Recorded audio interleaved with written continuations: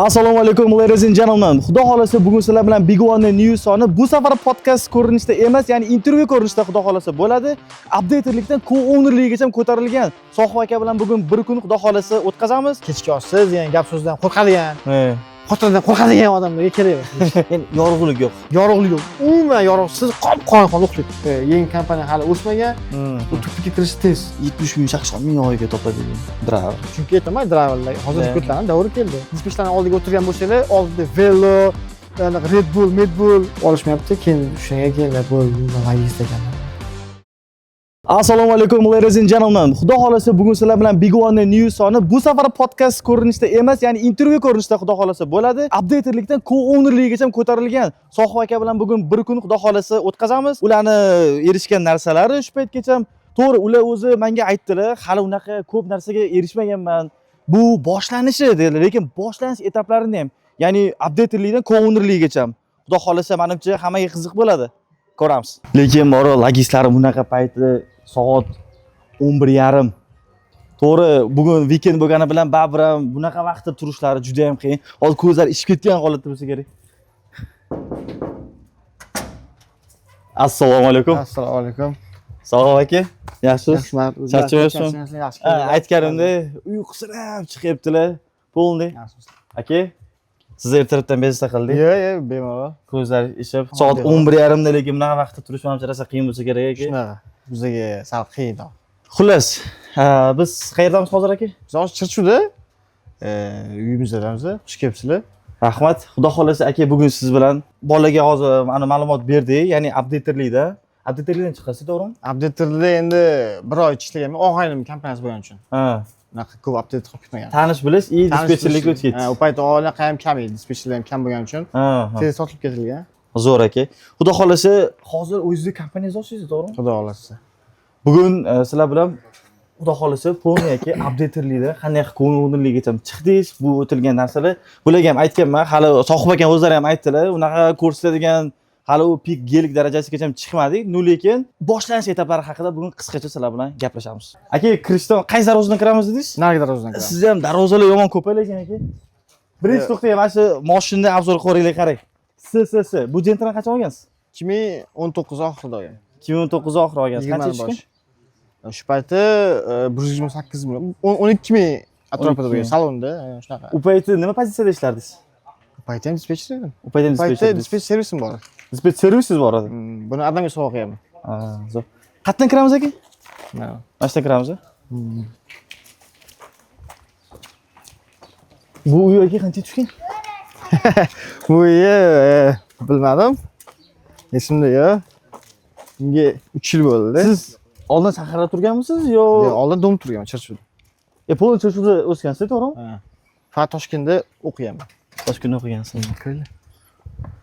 Qani, o'zingiz boshlab beravering.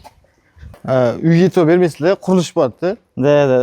O'zlari ham aytdilar, uyda polni qurilish bo'lyapti, lekin qo'ymay ko'rsamiz xudo xolasa. Bu Nexia. Nexia. Qayerda avariya bo'lgandingiz? Yangi O'zbekiston. Yangi O'zbekiston. Necha tezligida? 110 mana shunaqa. 110. Nexia tormozdanmi yo nima bo'lgan? Yo'q, bu peshanada bor bo'ladi. Lekin gap tormozda emas. Mana bu menga qaraganda o'zi menimcha sal seriozroq Nexia bo'lsa kerak. Yo'q, bu proyektga yig'ilgan Nexia edi. Proyektga? Bunga olganim 2 yil bo'lgan bo'lsa, Gentrani yarim pul ketganda. Nexiaga. Rasxod, motorlariga. Voy. Serios bo'y. Aka, buni metalimga. Bu qaytadi yana. Voy. Bitta Gentrani puli ketgan-a. Gentrani nima dedingiz aka, nima mashinasi puli ketgan? Gentrani puli ketgan. Bu qaytadi yana, bu kuchliroq qaytadi endi. Kuchliroq qaytadi? Ha, Makfin dam olyapti-da hozir. Bu Nexia 2 legenda har doim bo'lgan. Gap yo'q aka. Do'stlar, ehtiyot bo'lib haydaymiz. Lekin jalka. Nexia 2. Jalka. Aka, nega? Bu eng yaxshi ko'rgan mashinam edi. Yo'q, endi baribir ham Malibudan ham ko'rash, buni yaxshi ko'raman. Malibuni sotib yordingiz? Malibuni bir hafta bo'lib sotganimga trakka to'lov qildik. Aha. 15 ming down payment, 1800 plate number, taytllariga 2000 oldiga dubl qo'yishga xudo xohlasa bir 2 haftada chiqadi u ham. O'sha o'zi biz bular bilan bir hafta oldin olmoqchi edik. Malibularni ko'rsatmoqchi edik. Malibuni qachon olgandingiz? Malibuni 2020-yil boshida olingan. Pasti Malibular o'zi adashmasam 2018 17 dekabrda chiqqanda 1-2 yil ichida olgansiz. Ha, men mashinam 2018 edi. O'sha salonda skidka beradi-yu. Yil eski mashinalarga. O'shandan 28 mingga olganman. 5 yil oldin. Bu paytda uncha-muncha yo'q edi lekin Malibular. Chirchuda sanoqli Malibu bor edi. 5 ta, 6 ta uzog'i bor edi. Da. U nima ish qilgansiz u paytda? Servis. Servis? Display servisimi bo'lgan dedingiz? Nimaga olib ketgan? Uni короче owner 3 ta bo'lgan. 3 ta owner bo'lgani uchun ana traklar ikkitadan bo'lgan. Bitta trak buzilgan. Bu paytda insurance unaqa pul olishlarini bilishmagan odamlar soddalik qilishganmi, hayronman. 3 ta owner traklari buzilish boshlagan, ajralib ketib, tarqab ketishgan. Tarqab ketgan, keyin biz boshqa servis yana olib harakat qilib, keyin karantin tugagandan keyin boshqa kompaniyaga kirdik. Karantin tugagandan. Karantin payti nima qilgansiz? Karantinda eng o'sha logistikaning zolotoy o'rnaqasida servis qilganman. Da, 21-yil shunday. 22. U servis, u karantin payti nima onlayn ishlaganmisizlar uyda? Uyda ishlaymiz. Men o'sha Chirchudan ofis olib ishlatganmiz. Da. O'sha ofis arendaga olib ishlatganman, keyin sotib olganman o'sha ofisni. Sotib olgansiz. Gapi. Arendaga olgan ofisimiz sotib olganman.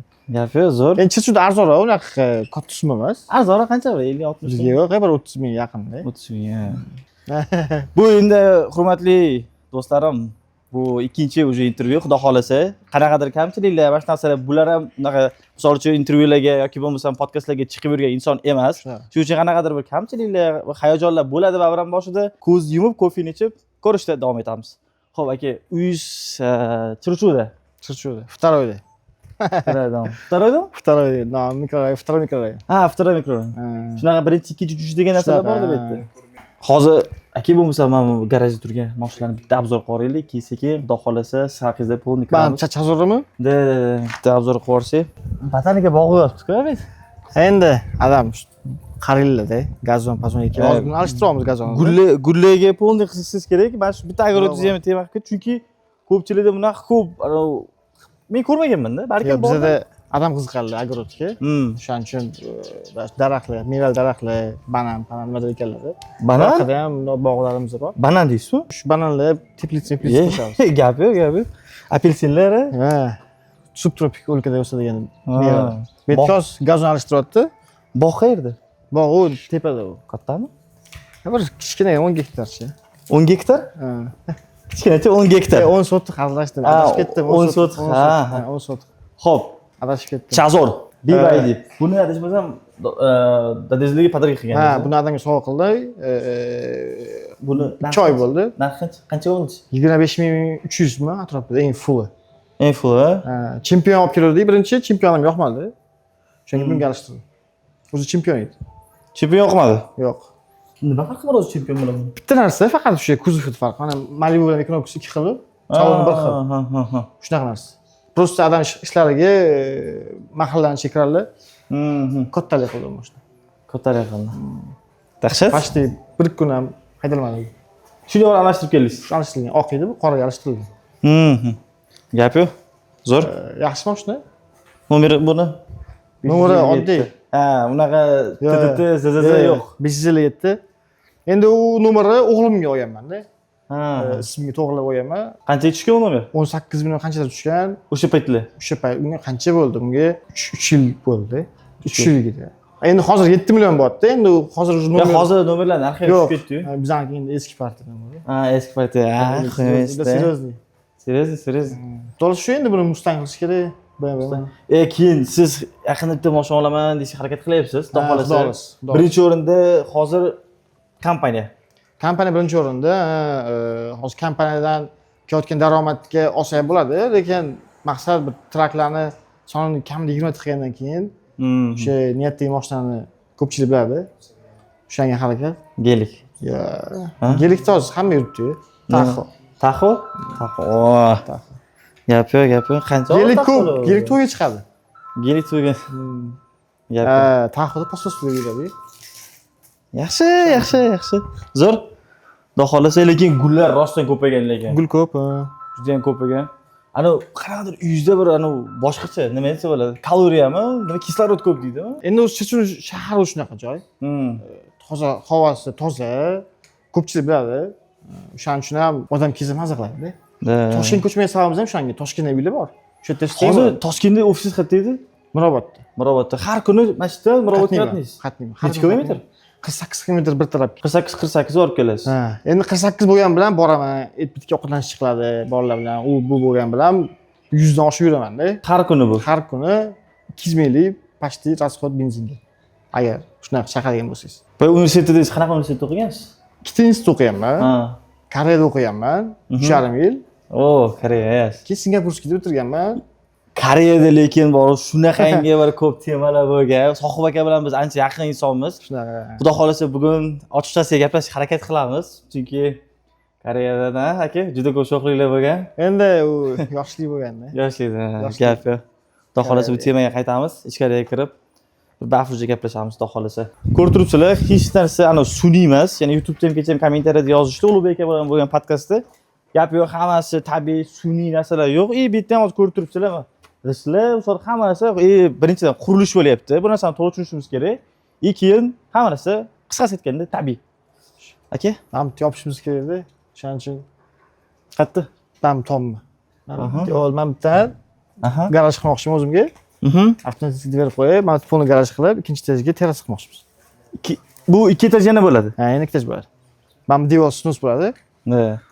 Ikki etaj bo'ladi. Tagiga o'sha garaj qilib, garaj yonida ofis anaqa ko'ryapsiz internetda, u mashinasi turadi, mashinasining yonida kompyuter turadi. Ofis bo'ladi. Ha. Xuddi shunaqa proyekt mashina. Oh. Tako, mashinangiz oldingizda, oldingizda. Mana bitta mashina kirsa, mana bittaga o'zimga ofis qilmoqchiman. Bu yerdan hech qanday xod-pot bo'lmaydi. Mana bittadan kiriladi. Tepasiga anta lesnisadan chiqib, terrasi bo'ladi. Lekin mashinaga yomon qiziqasiz. Mashina qiziqaman. Hozir nechta mashinangiz ofisi? Hozir 4 ta.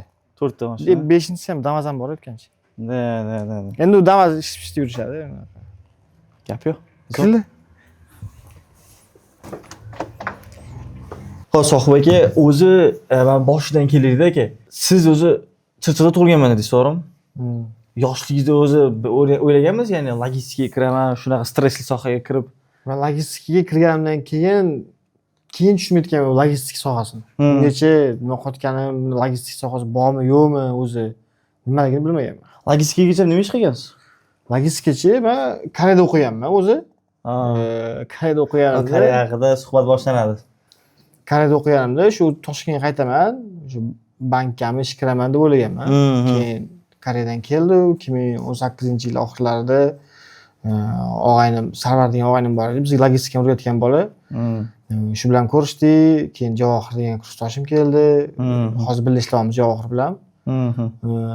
Keyin shu Sarvar degan og'aynim bu logistika ishlaymiz dedi. Shu payt Toshkentda qurilyapti. Nima ish qilamiz logistikada desam, u Kamazlarga qaraymiz. Shu qarab o'tiramiz kechib qolaman 12 dan keyin dedi.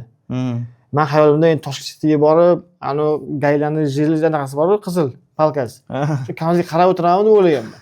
Keyin yo'q, bormayman, Kamazlarga qarayman. Kastingimdan ko'ra kassir bo'lganim yaxshi dedim. Shu esimda bor. U qo'ymadi, bir hafta chaqirib yurdi, qo'ymadi. Shu borsam, kompyuter o'tirishibdi, umuman boshqa atmosfera. Ofislar yaxshi, Atlantic Cargo edi shu paytda. Hozir ham ko'tarib ketishgan baraka, ajralib ketishdi-yu, endi Dilshod keyin. O'shanda boshlangan logistika. Nechinchi yil edi u payt? 2019 boshlanyapti. 2019 dedingiz. 2019 boshlanayotgan voqea. Koreya haqida aka, bir gaplashaylik. Koreyaga qanday borib qoldingiz o'zi? Nima qilgansiz? Nima o'zi? Koreyaga student borganman. Nechinchi yil? O'qiganman. 2016. 2016-yil Koreya. Xo'p. 2016-yil borganman. Yo'nalishingiz nima bo'lgan? Xalqaro biznes boshqaruv. Yaxshi yo'nalish bo'lgan, shu Koreyada o'qidik keyin. Polni keyin biznes qilgan ko'chada. Dizayner qilib. Yerda biznes ham qilganmiz, dizayner ham qilganmiz. Yomon yo'lga ham yurganmiz. Nimalar bo'lgan aka? Boshqasi. Endi yoshlikda bo'ladi, men bilan qisqacha gapirib bering. O'zi borganingiz tarixingiz umuman nimalar bo'lgan? O'zi borishim sababi ko'pchilik Koreyaga misol aytadi-yu, ko'pchilik juda ham oson, borasan, soqqani bosasan. Yo'q, yerda soqqa bosish deganda u hech kim sizga kelganda men pulni olganda ishlatib yurgan demaydi. Yetgan qiyinchiligi bor. O'sha Koreyada mana hozir logistika ishlayotgan bo'lsam, ana traklar yuk tushirishga boradi-yu. O'sha joyda yuk tushirganman mana. Facilitylarda yuk tushirganman. 11 soatlab o'sha Javohir og'aynim bor yana hozir Cargo Prime menejeri ham so'shim Koreyada o'qigan. O'shalar bilan yuk tushirganmiz. Kamazan o'sha konteynerlardan bir kunda 18 ta, 11 ta bo'lmadi deganda bir 10 ta, 10 kamaz yuk tushirardi. Qo'lda hech qanaqa karak kelmaydi etdi. Qo'lda tushirasizlar, lentaga tashlaysiz, lentadan olib Nima yuk bo'lardi? Har xil. Shu Amazondaqa yukdan korobka, meva keladi, suv keladi, televizor, texnika, любой yuk. Guruch tushiramiz, baliq tushiramiz. Qancha topardingiz kuniga yetdi? O'sha paytda. Kuniga 100 adashdim 90 ming won beradi. U dollarda $80 bo'lardi shu payt. 2016-yilda kuniga $80 pul topardingiz. Shunaqa 2016 $80 pul topardim.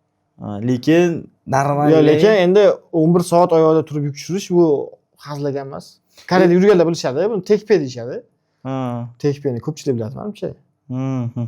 Keyin kanikulda borib mardikorga chiqilardi. O'zi va aytgan narsangiz mardikorga kirmaydimi? Yo'q, mardikorga kiradi u ham. Endi mardikor bozorga borib turadi-yu odamlar. U xuddi shunaqa edi. Faqat yerda ofisda o'tiradi, keladi. Qurilishga, prosedurga, uy yig'ishtirishga o'qitdi. O'shanda bitta voqea bo'lgan, albatta. Kamaz o'sha trakchilar trakka do'kib qo'yadi. Biz do'kib qo'ygan qarab turamiz. Mana bunday to'g'rilab qo'y deymiz. Kim bizga qog'oz berardi-yu. Men hech qachon o'ylamayman, u qog'oz bilmaganman shu paytgacha. Olardi. Qarshida nimadir dirdi, men tushunmayman, ruchkalarni qo'l qo'yib berardi bizga. O'sha BOL bo'lgan ekanda, shu paytda. Nima bo'lgan? BOL bo'lgan. Mana hozir biz ishlatamiz, BOL. Proof of delivery ishlatamiz. Shu narsa bo'lgan ekanda, buni qo'l qo'yib berardi. O'shanda o'ylaganman, logistikaga mazza, o'sha men bu ofisda o'tirganlarga mazza-da, chunki bizga ofisdan tushib, shu qog'ozlarni olib ketishardi. Biz yuk tushirayotganimiz qog'ozlarni terib ketardi, o'sha sillarni tashib ketardi bizga yoki sillarni olib ketardi yechganda. O'sha akalar kelardi, karis akalar olib ketardi. Ular ofisda qanday o'tirar ekan, mazza bo'lsa kerak ofisda deb, shu paytda bir anaqa hamman, qanaqa bo'lar ekan deb. Keyin taqdirki, logistika sohasiga kirib ketdi. Men o'sha paytda logistika men shu ofisga borib ishlay olaman deb o'ylamaganman lekin. Uzog'i bankka borib shu qanday joyda ishlayman deb o'ylaganman. O'sha paytda 2016-yilda menimcha logistika unaqa taniqli soha bo'lmagan, to'g'rimi? Ya'ni Amerika logistikasi o'tirib mana shu. Men Koreyada paytda bir marta eshitganman logistikani, uni ham o'sha kursdoshimni akasi Green Card yutib Amerikaga ketganda, akam Amerikada trak haydaydi degan, o'sha bo'ldi. Men uni hayolim kelmagan, O'zbekistondan turib ular yuk olishadi. Operation o'sha hammasi Toshkentda, unaqa deb o'ylamaganman. Boya tariximni boshlatgandingiz, men gapingizni bo'lib qo'ydim. Koreya pulga o'tib ketdi. O'sha haqida qisqacha hozir gapirib bering. Tarixim? Endi bordim, tushdim deb gapirgansiz. Uni tarixi nima bo'lgan? Короче, Altsdan 5 olganman. Proxodnoy 5,5 edi Singapurskiga. Singapurskiga 5,5 edi. Keyin bordim Singapurskiga, shunaqa Altsdan 5. Yo'q bo'lmaydi, ichki imtihonga yoziling dedi. Imtihonga yozildim-da, ketdim-da, keyin o'sha uyga qaytib, sразу yana apply qildim yangitdan Alts topshirishga. 10 kun Chirchuvda tayyorlandim. Uyda tayyorlandim. Keyin kirsam 5,5 oldim. 5,5 oldim. Oldin shu payt matizm bo'lardi. Oldin zapravkalarda flyer berardi. Altsingiz yo'qmi? Men topshiring degan. O'shani oldi, keyin qarasam, altsingiz balakam bo'lsa biz yordam beramiz. U yerda o'sha Chorsuvda eski Smart'da joy bor. Eski Smart ko'pchilik biladi.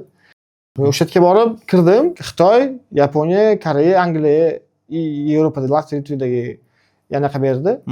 Example berishdi. Shuning orasidan adamdan so'radim, qaysinga anaqa qilaysam, adam dodamdan so'raganlar. Dodam aytganlar, o'sha Koreyaga borgan ma'qul, chunki dodam qo'lida uni karslashgan, o'sha urush davrida. Ular sholi, guruch chekishganda, o'sha dodam aytdilar, o'sha karslar yaxshi, chestniroq. Yevropalarning bo'lmaydi, Latviyalar umuman fuflu davlat deyishdi qaraymiz. O'shanga keyin Koreyaga ketganman. Undan oldin Singapurskiga ham kira olmaganman lekin. Singapurskiga birinchidan 5 Alts olmagan, ichki ekzaminni kech borgan 5 minut. Kirgizishmagan. Shundan chiqib Koreyaga topshirib o'rganman. Koreyaga topshirib, dodam qo'lida ishlagan deyapsiz. To'g'ri, oldin Koreyada biznes qilgan bular. Yo'q, dodam shu yerda ishlaganlar. Qo'llarida karsda ishlagan. Oldin urush davrida ikkita Koreya bo'linayotganda karslarni maski quvg'in bo'lgan, qochganlari bor. O'sha Toshkentdagi karslar hammasi o'sha ular Shimoliy Koreyani, asosan Shimoliy Koreyani odamlar. Janubiy emas. Ko'pchilik Shimoliy Koreyada deyishadi qarindoshlarimizni.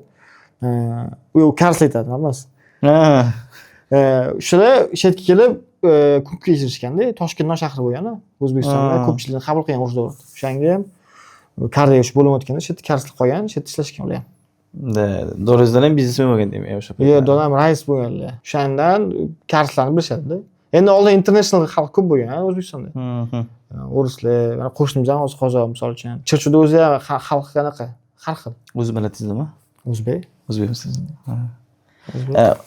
Ulug'bek aytdilar-da, Ulug'bek Murodbekov bilan podkast o'tkazdik-ku. Sohib aka Andijon Shevani qiyaveradi. Yo'q, Andijoncha. Qayerda misol Chorvoqda, Chirchiqda, misol Toshkentda. Yo'q. Bo'lib turib Andijon tilini, Andijon qarang, meniki ham tilim ketdi o'sha. Andijon tili. Yo'q, mana bunaqa narsa. Men Koreyada o'qiganman. Birinchi Koreyaga borganimda, xullas nima bo'pti? Boraman, Toshkentlik bilan, Andijonlik bilan hamma viloyat bo'linib olgan. Boshlanishda birinchi, ikkinchi kun bo'layotgan voqea. Endi baribir hamma joyda har xil bolalar bor. Ikkita Andijonlik kelishmaydigan joyi bor, ikkita Toshkentlik kelishmaydigan joyi bor. Keyin o'sha oradan bir hafta, 2 hafta o'tdi, o'sha hamma bo'linib, sostav anaqa ajralib ketdi. Men Andijonlik bilan turganman. Atrofimda polni Andijonlik bolalar, bitta Jizzaxlik bola bor edi, bitta Toshkentlik bola bor edi, Ahmadda ham. O'sha Andijonlik bilan yurganimiz uchun ular Andijoncha gapiradi, bizga qiziq bo'lganda, u shevas. Boshqacha ajoyib sheva, chiroyli sheva. Ular Andijoncha gapiradi, biz Andijoncha gapiramiz. Bir gapirib beradi. Shunaqa gapiradi, Andijonlik deb o'ylaysan dedilar-da. Yo'q, men ko'p shevan shunaqa gapiraman. Men ishxonamizda ham bitta odam bor edi, Xorazmlikman desa o'shanga, Xorazmcha gapiryapti. Demak, ko'p o'shalar bilan turgansiz, sheva aralashib. Yo'q, endi chet tilda o'qiganingizdan keyin siz atrofingizda har xil shevali bolalar bo'ladi. Shuning uchun hamma bilan gaplashganingizdan keyin anaqa qilasiz. Uje gapirganda shevasini bilasiz, keyin shunaqa shevada gapirasiz. Koreyada nima bizneslar, dizayner? Koreyada qanaqadir bullshit ataku. Yo'q.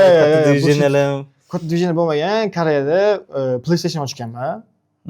Koreyada PlayStation ochganman. Koreyaga bordim, Koreyaga boryapman. Savolda yo'q, Koreyada kars tilini bilmasdan turib qanday? Hozir aytyapsiz, bilmasdim deyapsiz. Yo boshida bilmasdim deysiz. Haligacha unaqa zo'r bilmayman karschani. Endi sal-pal gapiraman. Unaqa karscha bilmayman. O'sha payt misol uchun kars tilini bilmasdan turib bunaqa bizneslar nari beri joy. Yo'q, birinchidan o'qish international. Angliyskida. U paytlari o'sha iPhone 6miz, 7miz bo'lardi. Translate qilsa bo'lardi. Keyin Koreyada ham ko'pchilik inglizchani biladi-yu, lekin gapira olmaydi ular. Qo'rqadi. Uyalib gapirmaydi. Lekin gapirsangiz tushunadi sal-pal. Endi PlayStation ochish uchun hech narsa kerak bo'lmagan.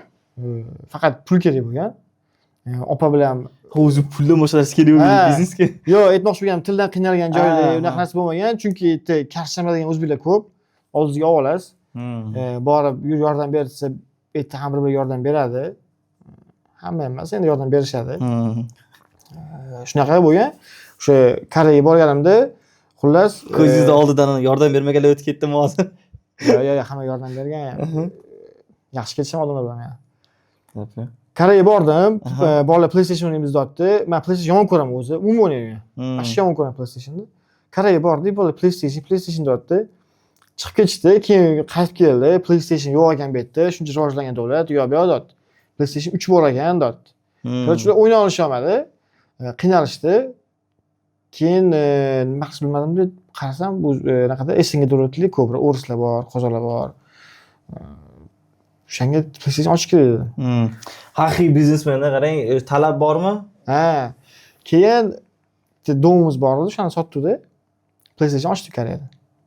Dormitorning yonida, shuni общежитиyaning yonida. Bitta domni puliga PlayStation. Bitta dom puliga, bir xonali uyga. Shunchalik qimmat ketadi PlayStation ochishga. Yo, dom arzon bo'lganmi? Yo'q, dom shu paytda 15 mingmi, shunaqa edi-da. Bitta PlayStation ochishga 15 ming dollar ketganmi? Endi birinchidan boshqa davlatda. Toshkentda emas. Ikkinchidan erta PlayStation topish o'zi qiyinroq ekan. Erta PlayStation oldik, mebel qilingan. Nimadirlar, o'sha televizor olinadi, boshqa narsa qilinadi. PlayStation o'zi emasdi. Afisha ilish kerak unga. Shundan PlayStation ochilgan. Keyin ozgina yurgan, keyin proval bo'lganda. Unaqa uchib ketmagan. Bankrot bo'lgan. Pulni oqladimi o'zi? Yo'q, pulni olmagan, uxlaganman bitta uyga. Bu uy o'zingizmi, kvartirami? Yo'q, qandoq o'zimizdan uy bo'lgan. U Toshkentda uy sotilganda, Chirchuvda uy sotilgan. Das. O'zbekistonda uy sotib, men Koreyaga borib uy olib, keyin u uy sotgansiz deb o'ylabman. Koreyadan uy olish masala.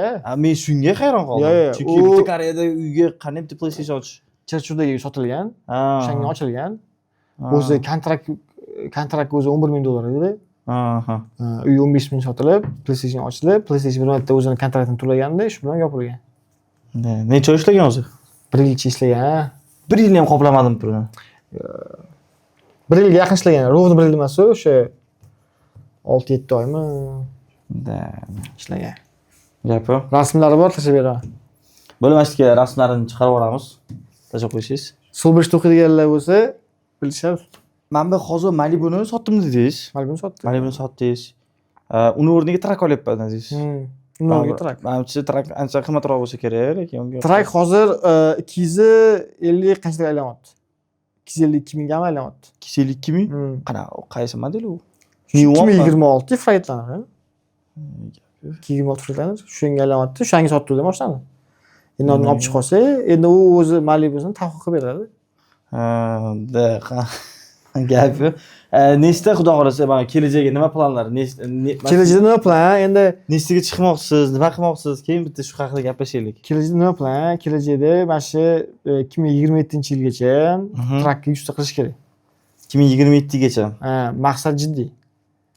To'xtab qolish yo'q. O'zi yengilgacha trak 20 ta qilmoqchi edik. Endi baribir ham qiyinchiligi bor ekan. Men ko'p narsani xom hisoblagan ekanman. O'shalarga hozir anaqa qolamiz, lekin yo'q, qaytish yo'q orqaga. Qaytish oxirigacha. Yo'q, qaytish yo'q, oxirigacha. Logistika o'lib qolmaydimi? Men 2019-yilda ishga kirganimda og'aynim aytgan, sohib, короче, logistika o'lib qoladigan kasb. Vaqtinchalik kasb, hozir o'sha возможность bor, yoshligimizda ishlaylik, 1 yil, 2 yil, keyin chiqib ketamiz, biznes qilamiz dedi. Bo'ldi, faqat ishlayotganda faqat shu edi. Men bu kasbni logistikani kasb deb hisoblamaganman hech qachon.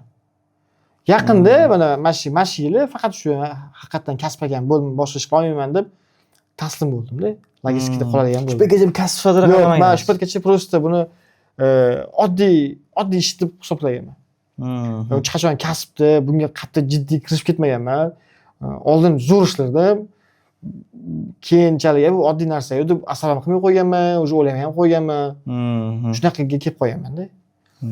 Maqsad nima edi? Birinchi kirishda maqsad ozgina ishlaymiz, biznes qilamiz, magazin ochamiz, bo'lib ketamiz bu sohadan.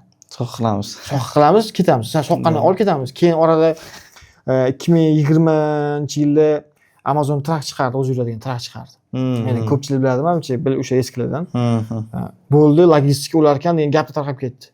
Endi drayverlar ham kerak emas, o'zligiga yuk olib yuraveradi. Bizga u anaqa ham suyatdi, yo'q dedi.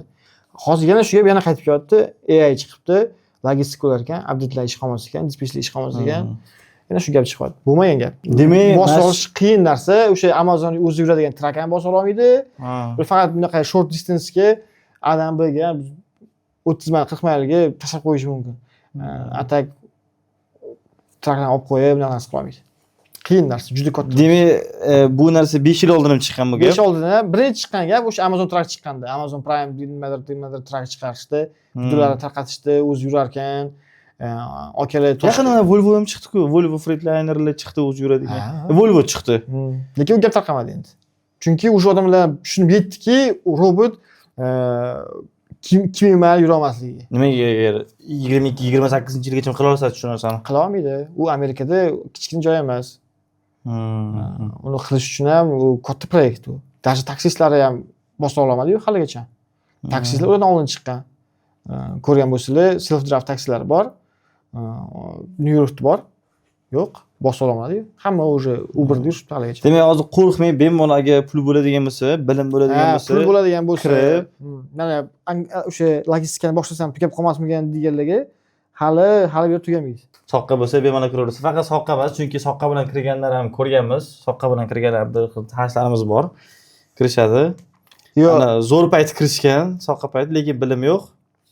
bozor qisib chiqarib yuboradi. O'sha zo'r payt deganda, o'sha karantin payti traklarning narxi 2 barobar oshib ketdi.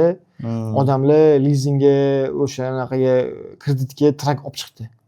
Rosa trak olib chiqdi. 20-30 ta trak olib chiqishdi-da. Eshitgan bo'lsangiz, ko'p kompaniya yopilib ketdi shu orqasidan. Da. Karantin payti traklar narxi oshdi, odamlar qaroat narxini zo'r soqqan qilishyapti, traklar olib chiqishdi. Karantin tugadi, bozor o'rishib boshladi, kompaniyalar bankrot bo'lib boshladi. Xullas, shu kreditga olingan traklarni to'lolmay, ko'pchilik bankrot bo'ldi. O'sha eng katta sabab shu narsa bo'ldi. Keyin traklar narxi tashlab yubordi, keyin sotaman desa qoplamadi. Yarti yotdi chirib. Hozir mana hindistonlik brat highwaydanmi qayerdan urilib bir nima Trump hozir faqat CDL ya'ni green card bo'lsa, fuqarolik bo'ladigan bo'lsa, haydashga ruxsat berib qo'ydi. Hozir market qanaqa qaytishi mumkinmi? Chunki ko'p driverlar tushib ketadi. Ya'ni tushib ketib ham bo'lyapti. O'zi butun logistika olamidagi hamma kim borki, hamma Trump kutdi. Lekin Trump tog'im bunday qilib qo'ydilar. Yo'q, endi Trump ham atila qilmadi. Shu hindistonlik razvorot qilgan videosini ko'rdinglarmi? Da. Razvorot qilib 3 kishi o'ldi. Tarqab ketdi-yu. Ha. O'shandan keyin ko'pchiligi mana CDLni suspend qilish boshladi. Ungacha normal edi. Ko'p driverlar ham rosa so'kayotgandir endi. 3-Trump 3-kutdi, endi bunaqa bo'lyapti deb, o'zbeklar ham bor. No Englishlarga violation beryapti, olib kirib qo'yishyapti ichkariga. Bozor endi hozir yaxshi. Siz kompaniyangizdan ham hozir bitta qamab qo'yibdi. Bizlarni ham qamab qo'ydi. Lekin olib chiqdi. Olib chiqdingiz? Noroziman hozir? Endi hozir yaxshi. Olib chiqdi, anaqa qilmadi. Faqat CDL suspend bo'lib ketdi. Voy. Suspend qilib CDLni, shu muammo. O'shaning uchun Amerikada yuradigan akalar shu traktor yurayotganda ozgina o'sha inglizcha bilgansalar, no yes deb tushuntirsa, muammo qilmayapti. Prosta o'sha o'zini fikrini tushuntirib berish kerak bo'ldi. Men ketyapman, yukim bor deb bu yerga aytib tursa bo'ldi. Men qarindoshlarim Amerikada ko'p, shularga ham ko'p aytaman. Sal o'rganinglar inglizchani, kerak bo'ladi baribir ham. O'zbekistonda o'tirib, Amerikada yurishibdi, o'rganishmaydimi ingliz tilini? Endi mana bunaqa narsa, mana misol uchun Kanadada yashagan, o'rganmaganman, nimaga? Ishga borganman, ishdagi narsalarni plastik nimadan mix qilib o'rganganman, qaytganman. Ularda ham xuddi shunaqa narsa hozir. Yukka oladi, boradi, piyoda deydi, ko'rsatadi, numberni aytadi, bo'ldi. Nima ortyapsan? Nima qilish kerak buni? To'lating qayerda? Unaqa suhbat kam bo'lgani uchun o'rganish ham qiyin. Timmeti ham o'zbek akani. O'shaning uchun o'rganmaydi. Yana Ahayga boradi, Ahayda pulni o'zbek mahalla, qo'shnisi ham o'zbek, bu yoqda ham qo'shnisi ham o'zbek, narodagi qirg'iz, qozoq. O'shaning uchun ular yo'q. Magazinga boradi, supermarketda bunaqa ekrandan narx chiqadi, to'laydi ketadi. O'shaning uchun o'rganishmaydi. Unga qanaqadir student bo'lsa ekan, anaqa maktabda gaplashib, o'rganib, nimadirlar qilib, talab bo'lsa o'rganadi. Kompaniyaning xo'jayini ham o'zbek, abdit ham o'zbek, dispetcher ham o'zbek, hamma o'zbek. Bitta faslidagi odam ingliz, unga ham redkon ko'rsatib qo'yaman anaqa qilib. Topib olib. Shunaqa bo'ldi. Yoki shunday telefon qiladida, "Alo, men" deydi. Dispetcherga gaplashadi shu bilan. O'rganmaydi-da. O'zligiga qiyin bo'lyapti. Mana ko'pchilik o'zbeklar hozir ana 2 hafta oldin bozor yondi, hammani tiqib tashadi, Jorjlarda ingliz bilmaganlarni tiqib tashadi. O'zbeklar kirib ketdi uyga, o'zbek akalar, inglizcha bilmaydiganlar. Qolganlar yurdi. Bordi, bozorda qichuq-qichuq narxlar yuklanib olib ketishdi keyin. Qochyapti-da. Mana sizni kompaniyangiz ham qaysidir kompaniyada adashmasam, bitta aka aytdilar. 70 ming, 80 ming oyiga topadi driver. Ular uxlamaydimi ular? Bir oyda. Endi logistika deganda unda tur ko'p-ku. Xizmat qilganlar bor, oversize qilganlar bor, Amazon, Van, Reefer qilganlar bor. O'sha xizmat, oversize qilganlar realni shunaqa gross qilishadi. Bir oyda. Ularni bitta yuki $20,000. Mana shunaqa yuklari bor. $5,000 eng kamida olishadi. Nimaga hamma driverlar o'sha yukka o'tib ketmaydi? Yo uni qanaqadir bir responsibility. Yo'q, uni harakati bor. Mana yuk treylerga yuk ortgandan keyin uni zanjirlash kerak. Chain qilish kerak, strap tortish kerak. Uni ko'p o'zbeklar xohlamasa kerak. Yoki hindistonliklarning qo'lidan kelmaydi. O'shaning uchun ko'pchilik ham qilmaydi uni. Uni asosan men ko'p ukrainlar, o'rislarda ko'rganman qilishini. Ikkita o'zbeklarni ham bilaman, qilishadi. Instagramdan ko'rganman. U yuklarga realni yaxshi pul to'laydi-da. Bitta yukka misol uchun 500 maylik ham, lekin 2 kun boradi. Kechqurun haydaydi, kunduz haydaydi, u anaqa polis qachon ruxsat bersa haydaydi, permit chiqsa haydaydi. O'ziga yarasha qiyinchiliklari bor. O'ziga yarasha qiyinchiligi bor. Narigalarga misol. Ha, tasavvur qiling, mana Kamazdan yana yarim chiqib turibdi chetidan yuk. O'shunaqa yuklardan normal sumka ko'tarishadi. O'sha men ham ishlagan kompaniyamda flatbed qilganman. O'shanda bilganman, $10,000 gross qilish haftasiga bu eng oddiysi. Просто telefonimda o'yin o'ynab, kompyuterimda o'yin o'ynab, $10,000 gross qilsam bo'ladigan joy. Flatbed Step'da ishlagan paytlarim. Hozir ham bozor shundaymi? Yo'q, hozir bozor tashlagan Flatbed Step'da. Hozir shunda o'sha yuklarni olib bergan dispetcherlar ham demak normal hisob qilishadi. Ha, nima pul qilishadi ular. Chunki vandagilar zo'rg'a 10,000 qotganda, mana bu OpenDek ishlayotgan dispetcher bemalol 10,000 qilib qo'yadi. Farqi borda, agar sal chiransa 12,000 13,000 qiladi. Lekin u yukni topish ham misol uchun muammo bo'lsa kerak. Yo'q, emas, uni prosta tushunish muammo. Ya'ni yuk razmerlarni aytganda shuni bilish kerak. Nima commodity nimaligini bilish kerak, nima narsa ochsa bo'ladimi, yo'qmi? Mana shunaqa joylar bor. Vaynni bazalarga kirib, pushka, tanki hamma olib chiqib ketgan paytlarimiz ham bo'lgan. Unga agar driver clean background bo'lmasa, uni kirgizmaydi. O'sha driver ham clean background bo'lishi kerak. Men bu videolarda ko'raman Instagramda o'lik tashlaganmizda, o'lik. Ha, shunaqa o'lik ham tashlaydimi? Michigandan bo'lgan, New Yorkdan ko'p unaqa yuk chiqqan, real bo'lgan. O'zida ham bitta o'zbek aka qilgan o'sha yukni. Real o'lik bo'lgan, reefer trailerga ortilgan. Oldin karantin payti power-only yuk qilishardi ko'pchilik. Endi ko'pchiligiga ma'lum, trailer kimnikidir o'g'irlar ichi yuk bosib, drop qilib ketishgan. Ko'pchilik biladi. Dispetcherlarni bitta bizlarning bo'lgan aybimiz, hammamiz aybimiz. Chunki to'g'ri ish emas edi. Endi shu paytda ko'pchilik qilib qo'ygan. Swift o'zi hammada spiskasi bo'lardi, adreslari bo'lardi, hammada USB'lar olib chiqilardi, bemalol edi. Trailer olardi. O'zi 5 ta Schneider, Swift, Jibihunt, yana Warner, keyin trailer bor edi. CRS-niki. O'shani olardi, 3 yuk bosib, trailer drop qilib yuk olardi. Trailer drop yuk bo'lib, qimmat bo'lardi, storage ketardi u. Odamlar ham xuddi shunaqa tashlagan. Trailer olib kelasiz degan, hatto o'g'irlab olganmiz trailer drop qilib qaytib olmaganmiz ham trailerni yo'q ketgan. Juda xatoramizdan kattasi shu. Power-only, hamma power-only yurardi payt. Ko'pchilik, hamma demay, ko'pchilik yurardi. Prosta soqqa qilishgan lekin. Prosta o'g'irlardi, ha. Endi Alloh o'zi kechirsin, yaxshi emas. Yoshlikda qilingan.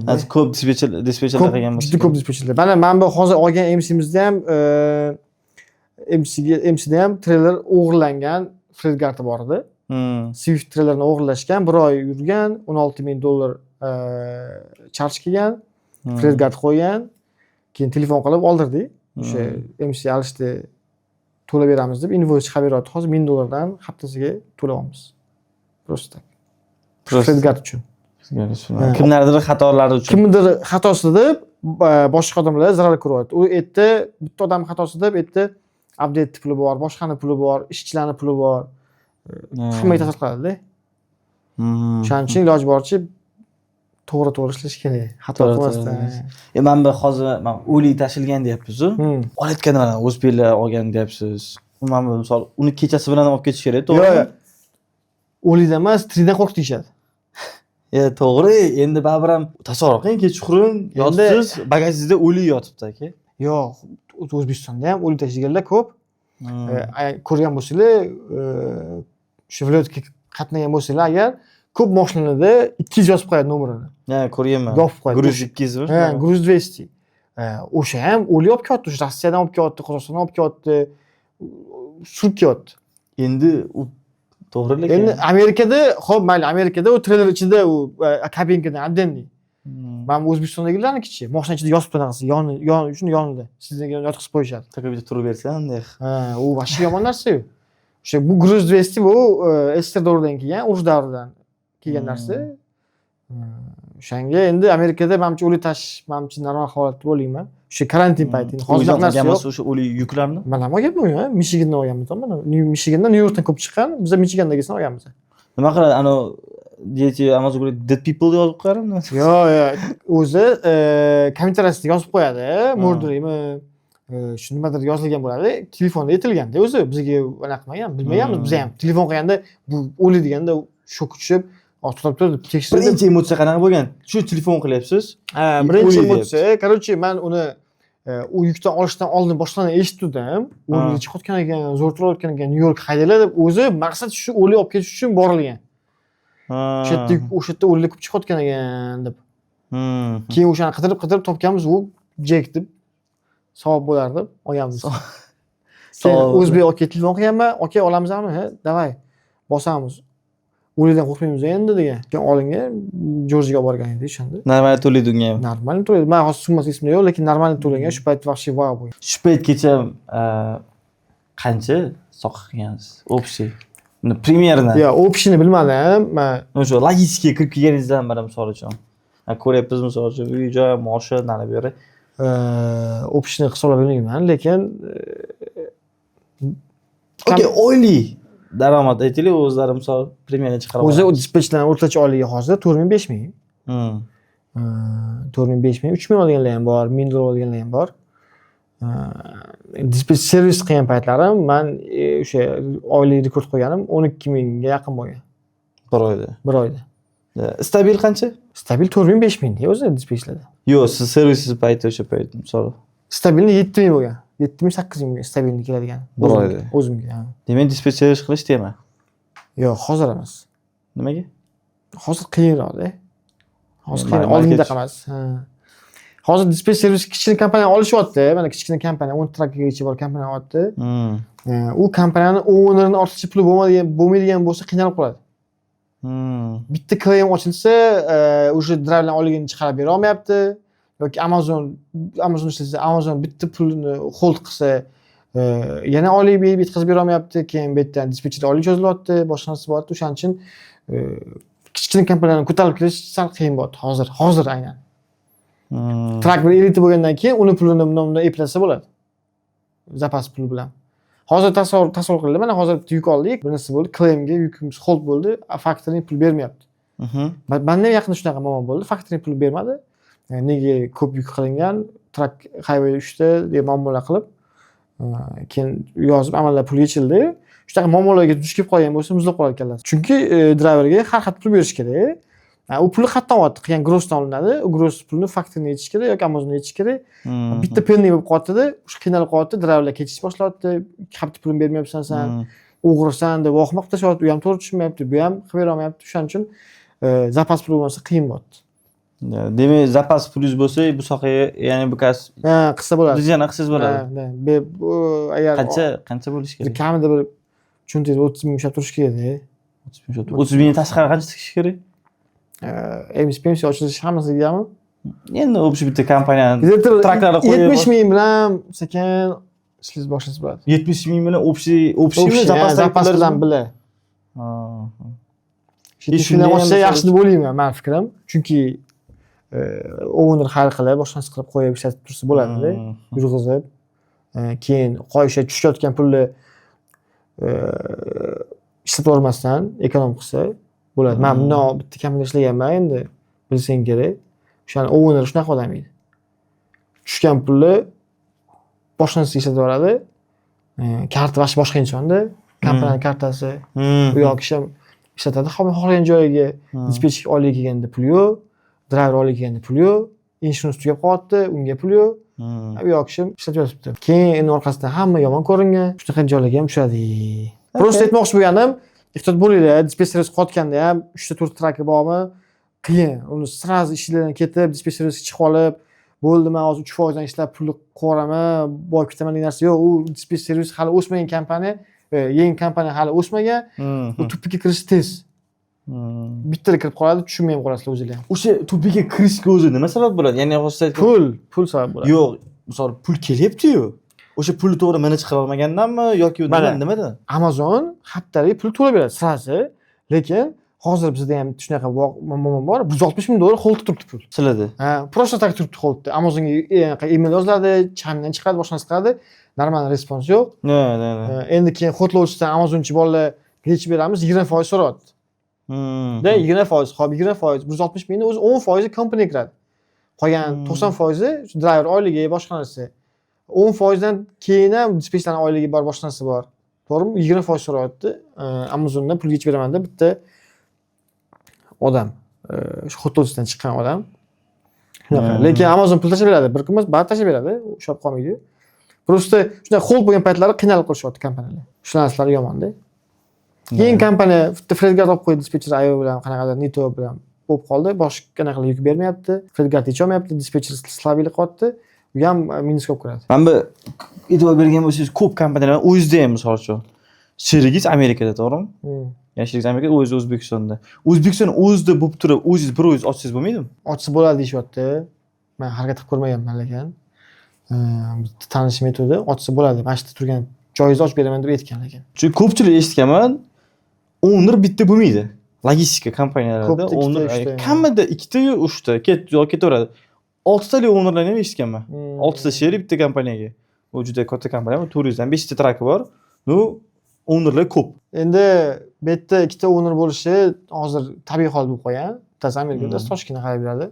Bitta mana hozir o'zingizda misol uchun baribir ham o'zbeklarning gapi bor. Endi bu meni shaxsiy fikrim emas, o'zbeklarning misol uchun o'zimizga bor gap aytyapman. Xalq maqoli demadi. Xalq maqoli desa bo'ladi. Tipa aytadi-ku, sherikchilik narsani tatimaydi yo bir nima ichmaydi, shunaqa narsalar bor. Endi qo'pol bo'lsa aytish kerak. Shu narsada misol uchun men o'zingiz sherikchilik qilayotgan nima diviziyani, qanaqa, tim bo'li biz logistikada qanaqadir bir shartnoma qog'ozda qilamiz kerak adashmasam. Yo'q. Va ham o'tmaydi, to'g'rimi? Chunki u Amerikada, tim bo'li biznes O'zbekistonda emas. Shart anaqa sherikchilik qachon tartib etdi? Sherikchilik agar pul ustidan o'zi pul ishlash uchun qolsa, to'g'ri. Lekin agar maydalashadigan bo'lsa, u tartib etdi. Misol uchun men bugun ko'p ishlab qo'ydim. Tashlamayapsan-ku. Men bugun chiqib yartdan taqlan kutib oldim. Sen o'tiribsan ofisda degan odam bilan ochadigan bo'lsa, u tartib etdi real. Hamma o'zining ishini bilib qiladigan bo'lsa, bittasi Toshkentda turib hammasini qo'ldan kelgancha ofisga qancha nima kamchilik bo'lsa hammasini qilib turib, narodagi odam plate numberlarni chiqarib, hamma yo'qni qilib tursa, unda ketaveradi. Logistika sohasida bu sherikchilik normal deb o'ylayman. Boshqa sohalarda, misol uchun Toshkentda 2 kishi bitta magazin ochsa, unda sal anaqa bo'lishi mumkin. Men bunaqa qilyaptim, bunaqa qilyapti, gap so'z qilib, sen ofisga kelmayapsan, ishlashga, men ishlayapman o'zim deb. Pullarda oxirida muammo. Odam o'ziga ham bog'liq-da. Agar bunda nito odam bo'lsa, bilinadi o'zi. 100 so'm uchun talashadigan odam bo'lsa, undan istoydi, ochmagan ma'qul. Men minnat qilib, men ko'p ishlab qo'ydim. Sen kam ishlayapsan. Men ko'p pul tikkanman, sen kam pul tikkansan-ku deydigan odam bo'lsa ham shunaqa bo'lib qoladi. O'xshamay qoladi. Lekin hozir men misol uchun bitta kompaniyada pulimni muammolar bo'lgan deyapsiz, ishlar bo'lgan deyapsiz. Umuman o'zi logistika qonuniy ish qilib bo'lmaydi, to'g'rimi so'zga? Yo'q, mana hozir qonun demoqchiman, qonun deganda hamma og'zaki gap bilan. Yo'q, oldin og'zaki edi. Oldin faqat og'zaki bo'lgan, keyin ishlasam, ha ishlayman, bo'ldi ishlayapti. Bo'ldi. Endi hozir unaqa emas, hozir katta kompaniyalarda shu dokumentalniy voyenniy bilet olishyapti, mana nimadirlar, diplom olib, pullar kartaga tushadi hozir. Ishlagan joyimizda ham shunaqa edi. STLda, Linestarda, DMda, Sayram, juda ko'p kompaniyalarda hozir kartaga pul tushadi. Legalniy 7.5% nalog to'lanadi. Shunaqa. Oldingi ishlagan joyimda unaqa bo'lmagan. Kichkina kompaniya bo'lganda u. O'sha ko'pchilik trak 100 ga chiqqandan keyin bitta to'kalamda brat, от души. Shuni ishlaylik. Shuni faqat от души. Faqat от души. Rahmat sizga. O'sha kompaniya kichkina kompaniya bo'lgani uchun bunaqa shartnomasiz bo'lmagan. Endi odam gapiga ishonganmiz. Qanday? Odam gapiga ishongansiz. Men shuni so'ramoqchi edim. Men misol uchun adashmasam ish joyingizni tashlab chiqqansiz, to'g'rimi? Odam gapiga ishonganmiz. Shirin so'zlarga uchganmiz. Tavsiya qilasizmi? Yo'q, tavsiya qilmayman. Dispetch servis qilishni ham tavsiya qilmayman. Boshqa ishdan kechib, boshqa ish kutib qo'yishni ham tavsiya qilmayman. Endi yaxshi option bo'ladigan bo'lsa, menimcha yaxshi option 7 o'lcha bir kelish kerak, lekin realni shunchalik ishongan odam ham baribir ham aldash. Endi u aldamagan bo'lsa ham, boshqa odam aldagan bo'lsa ham, kimda ayb bizga qorong'u, endi hammasi Allohdan. Ular ko'rib turishibdi. Misol biz bilmaymiz. Shuning uchun kimdadir ayb to'shni deb aytish ham qiyin-da. Men u odamni o'zi owner bilan gaplashganman. U odam o'zida ham unaqa narsa yo'q edi. Hal qilamiz. Anaqa maqsad yo'q, pul yo'q. Shu gruppalarga haligacha ham bormanda driverlar pulni so'rab yozganlari bor-da.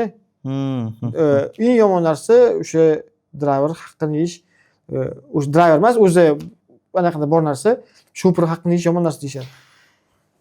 O'zi shofer haqqini emas, o'zi umuman haq odam. Yo'q, ha, shunaqa o'zi hech kim haqqini yeb bo'lmaydi, to'g'ri.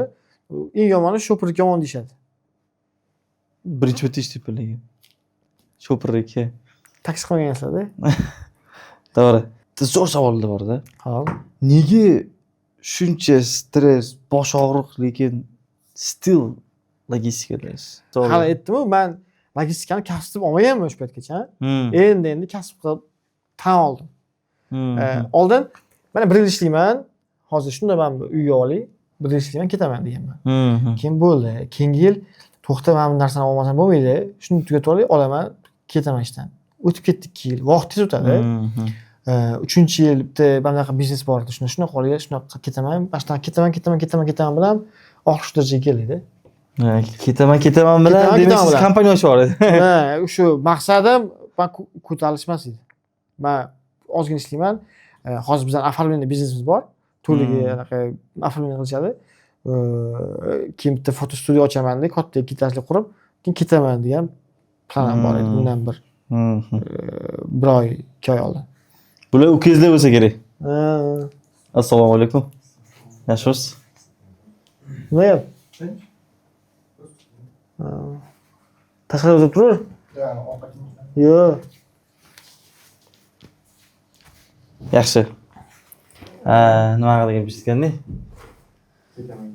Ketaman. Ha, shu ketaman bilan hammasiga shunaqa bo'lib ketadi. Endi hozir kasbni tan oldim, bo'ldi. O'sha bundan chiqib bo'lmasa ekan, hozir borsam vazirlikka ham, og'aynim vazirlikda ishlaydi. Vazirlikka ish kirmoqchi bo'ldim.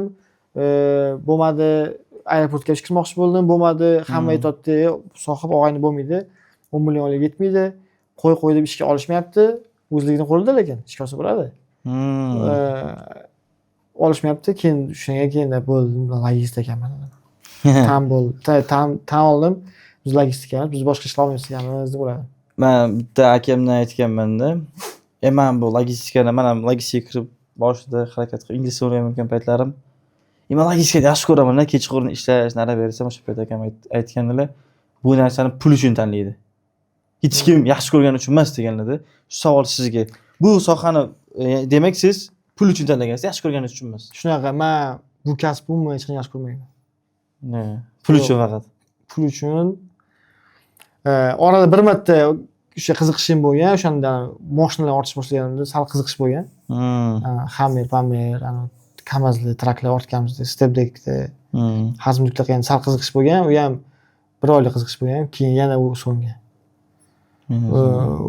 Aytaman, hozir men yuk qarasam, datga qarasam, qaragim kelmaydi, ishlamayman ham dash. Yuk olishlar ham yoqmay qo'yan. Men bu kasb prosta rostdan pul uchun. Men hech qachon men mashina qiziqaman. Men anaqa bo'lmoqchi bo'lgan, mana shu avtosalon ochmoqchi bo'lganman.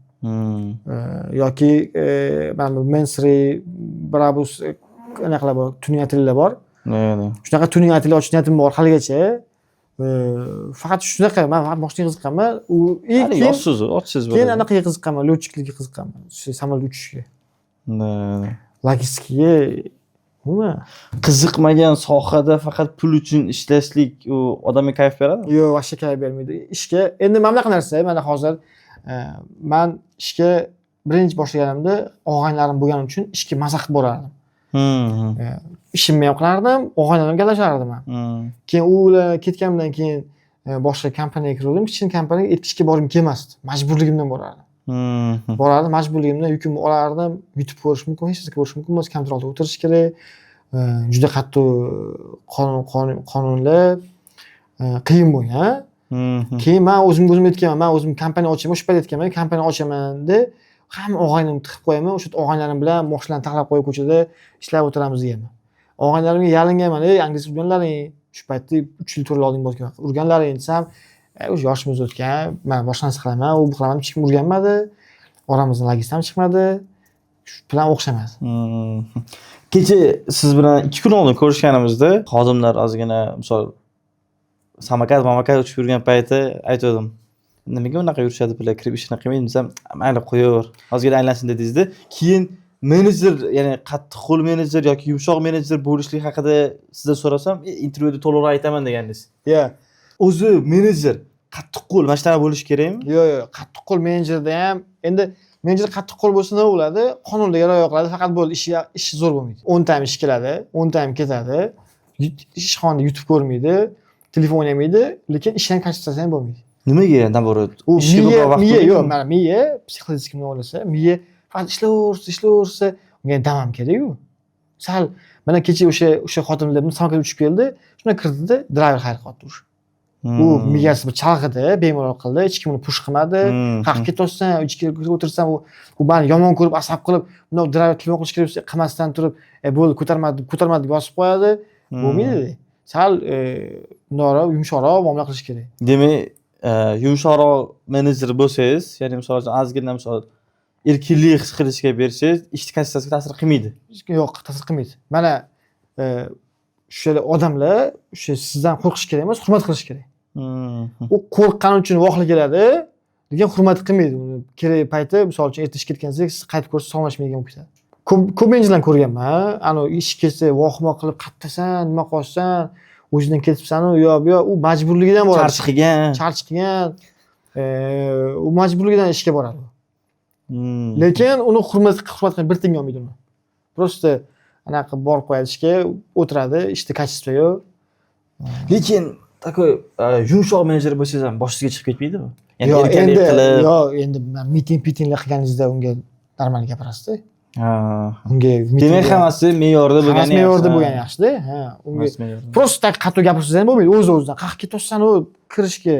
Nega voqli ketding deb. Ne voqli ketgan bo'lsa so'raladi. Tinchlikmidi? Nima bo'ldi? Uyda hammasi yaxshimi? Yaxshi. Prosta mazam yo'q edi deb ta'zir etadi, bo'ldi. Ne voqli ketyapsan, nima haqqing bor, sen kimsan, вообще deb desa, u ishga bo'lgan alaqasi mehri bo'ladi, keyin boshqa kompaniyaga ketib qoladi. U o'zidagi bor narsani ham chiqarib bera olmaydi dash. O'sha mana shu gap eshitib qolmay, hozir bundan xato qilib qo'ysam menga so'kadi deb o'zining narsasini ham chiqarib bera olmaydi. O'zi ishda xotirjamlik bo'lmaydi, bunaqa narsa. Xotirjamlik bo'lmaydi. Mazza qilib ishlay olmaydi. O'shaning uchun ham menimcha unaqa endi hammani olib boradigan tizimi har xil-u. Endi men shunaqa to'g'ri bilaman. Demak, sizni tizim yuritishingiz va ular qattiq qo'l bo'lish ham shart emas. O'rtacha joy kelganda ushlaydigan joyi bor, urishib qo'yasiz. Ko'chada o'rtoqda, ofisda, anaqa xodimda muomala qilinib. Akvarimlarni qo'yib qo'yibsiz. Bu ishdan kelganda baliqlarga qiziqasizmi? Baliqlarga qiziqaman. Bu ikkinchi akvarium. Yarimta akvarium bor, u ota-onamni uyida. Nechta baliq bor hozir bu yerda? 8 tacha baliq bor. Yaponskiy ko'ya bor. Keyin ham kambalar, ingichka baliq bor, yetti ilon baliq bor. U kechqurunlari chiqadi. Mana chiqdi. Voy, da. Qattiq topgansiz bunaqa baliqlarni. Chorniy prins deyiladi bu. Bularni o'sha zoo magazinlarda hozir ko'p. Hozir ancha yaxshi bo'lib qoldi. Olib kelishyapti baliqlarni, cho'tki-cho'tkilarni. Hozir Nemolar ham olib kelingan. Yaqinda o'sha Nemoni okeanskiy o'sha dengiz akvarium qilmoqchiman. Unga sho'r suv qo'yiladi, unga отдельный suvlari bor. Shuni tayyorlayman yaqinda endi. Bular xaridda baliqlar qanchadan qanchadan olib kelasiz bularni? Bu har xil kichkinalardan olganman, esimda yo'q to'g'risi. Ular qimmat emas bu baliqlar. Qimmat baliqlar yaqinda polni akvarium bitta baliq kasal bo'lgan, hammasi o'lib ketdi. Unda papuga degan baliqlar bor edi, akulalar bor edi. Akula? O'sha akvarium akulalari bor, hechnik bu ham. Keyin piraniyani ko'rasizlar, kinosida ham piraniya baliq bor. Prям juda hech shunaqa baliqlar bor edi. O'sha bitta baliq kasal bo'lganga hammasi karantin bo'lib o'lib ketdi. U hechli baliq bularga zarar yetkazmaydi? Yo'q, bu hechlik emas. Yo'q, o'sha hechnik bularga zarar yetkazmaydi. Yo'q, u boshqa akvariumda. Boshqa akvariumda. Hozir bunga hechnik qo'ysa hammasini yeb qo'yadi. Hechnik akvarium отдельный, oddiy akvarium отдельный. Bu oddiy akvarium. Nima kayf beradi bu o'zi? Kayf ishdan kelibni o'tirganda miya dam oladi. Eng kayf o'sha joyda. Menga kelib ichingdagi dardlarni aytib turadi-da. Gapirolmay ichimga yetolmaydi keyin. Gapi. Eksklyuziv. Baliq tutishga ham olib turasizmi o'zi? Yo'q, men baliq tutishlarga unaqa bormayman. O'zi hayvonlarga qiziqaman, lekin baliq tutishga emas. Sog' aka. Xo'p. Boya bir joy aytdingiz. O'sha joyga borib suhbat davom ettiramiz, xudo xolasa. Bo'l, Chirchig'i hamma bilgan joyiga borib. Bo'l, qani bir ko'raylikchi. Bo'l, yoqadi sizlarga? Xudo xolasa.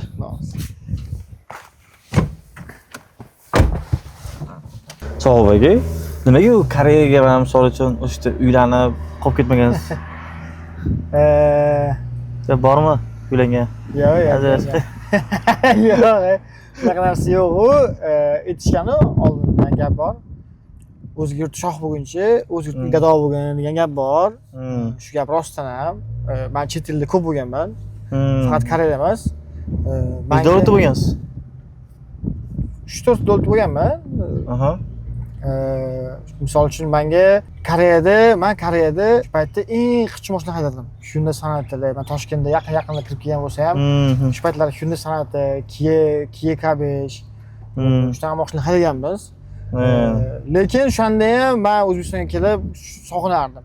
Odamlar havas qilardi, "Voy, sohibsan mashina tonirovkali 2016-yil bo'layotgan voqea. Tonirovkali, teyini mashining bor, qo'lingda iPhone'ing bor. Nima qilasan O'zbekistonga kelib, og'ayim telefon jo'natib bor, yo bu yoqda gaplar bo'lardi." Lekin odam O'zbekistonga qo'msirdi. Men Chirchuvda katta bo'lganman. Chirchuvda atmosfera boshqacha. Odamlar, har xil millatli odamlar bor. Ko'chaga chiqib kelib, ko'chada bolalar bilan o'tirsam bo'ldi. Ota-onam bilan zavqtirib qilib, ujin qilsam, ko'chaga chiqsam bo'ldi. Yo'q, tam bilamadi. Koreyada qizlar. Endi Koreyada unaqa narsa klublarga borganmiz. Bir tarafdan Koreyadan qaytganim yaxshi bo'lgan, Alloh ishi. Yetti buzib ketardim.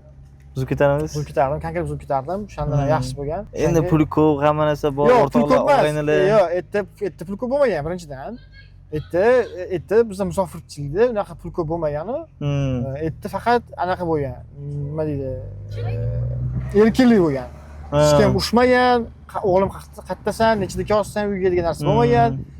Ishga chiqmasangiz, ne ishga chiqmasan deb ushmagan, faqat ishga chiqmaslikning sababi pul borligida, pul yo'qligida o'zimizni avtomatik ishga chiqib ketib qolardik. Короче, odam o'zini o'zi katta qilishga uringan joy Koreya, musofirchilikda. Musulmonlar musofirchilik ham tarbiyali deydi-yu. Ha. O'shaning uchun men xursandman Koreyada o'qiganimdan. Men chunki dinni tanishgan, juda narsalar o'rgatganga ham shu Koreya sabab bo'lgan. Ota-onani tanishga ham ko'p sabab bo'lgan. O'sha erkinlanib ketilmagan. Klubga borgan taqdirda ham uyga qaytib kelinganda odam anaqa qilganda, ba'zan misol uchun boshqa yomon yo'lli, nashib-bashlik berib ketmagan. Chet elda hech kim ushmayapti-yu deb. Qiziq ko'rmaganmisiz lekin? Yo'q, unaqa qiziq ko'rmagan. Endi bizda fransuz bolalar bor edi, o'sha qiziqtirishgan, boshqa narsa qilishgan, lekin miyaga uradi-da, sen shuncha anaqa qilganing, ota-onang shunga katta qilding degan narsa miyaga urgan. O'shandan bunaqa narsada. Demak, o'zi yoshlikdan tarbiya chiroyli berilib kelinganda. Yo'q, o'zi misol uchun ota-ona shuncha harakat qilayotgandan keyin sen bir kun borib nasha chekib hayotingni polni tiqolgan bo'lsang, yashamagan ma'qul-da. Rostdan ham-da, u prosta ko'pchilik erkinlik, pul normalniy bo'lsa, takoy yo'q, o'g'il bilan erkinlik pul emas, atrofdagi odam buzadi. Erkak kishini. Mana og'aylarim bor, ota-onasi Rossiyada yashashgan bir umr. Lekin u bolalar ham misol uchun buzilib ketmagan. Yomon yo'lga kirib o'g'irlik qilgan joyi bo'lmagan, boshqa narsa bo'lmagan. Yaxshi ishlab, yaxshi yo'lga ishga kirishgan, topar-tutarlari yaxshi, tegida mashinasi. Unaqa tomida uyi bor, tomi teshik. Yaxshi, yomon emas. O'shanga u odamni pul boshqa narsa emas, o'sha atrofdagi muhit buzadi. Agar atrofimizda hamma biznesmenlar bo'lgan bo'lsa, sen ham tortadi biznesga. Kam bunaqa qilamiz, anaqa qilamiz deydi. O'shanga hammaga har xil qiladi.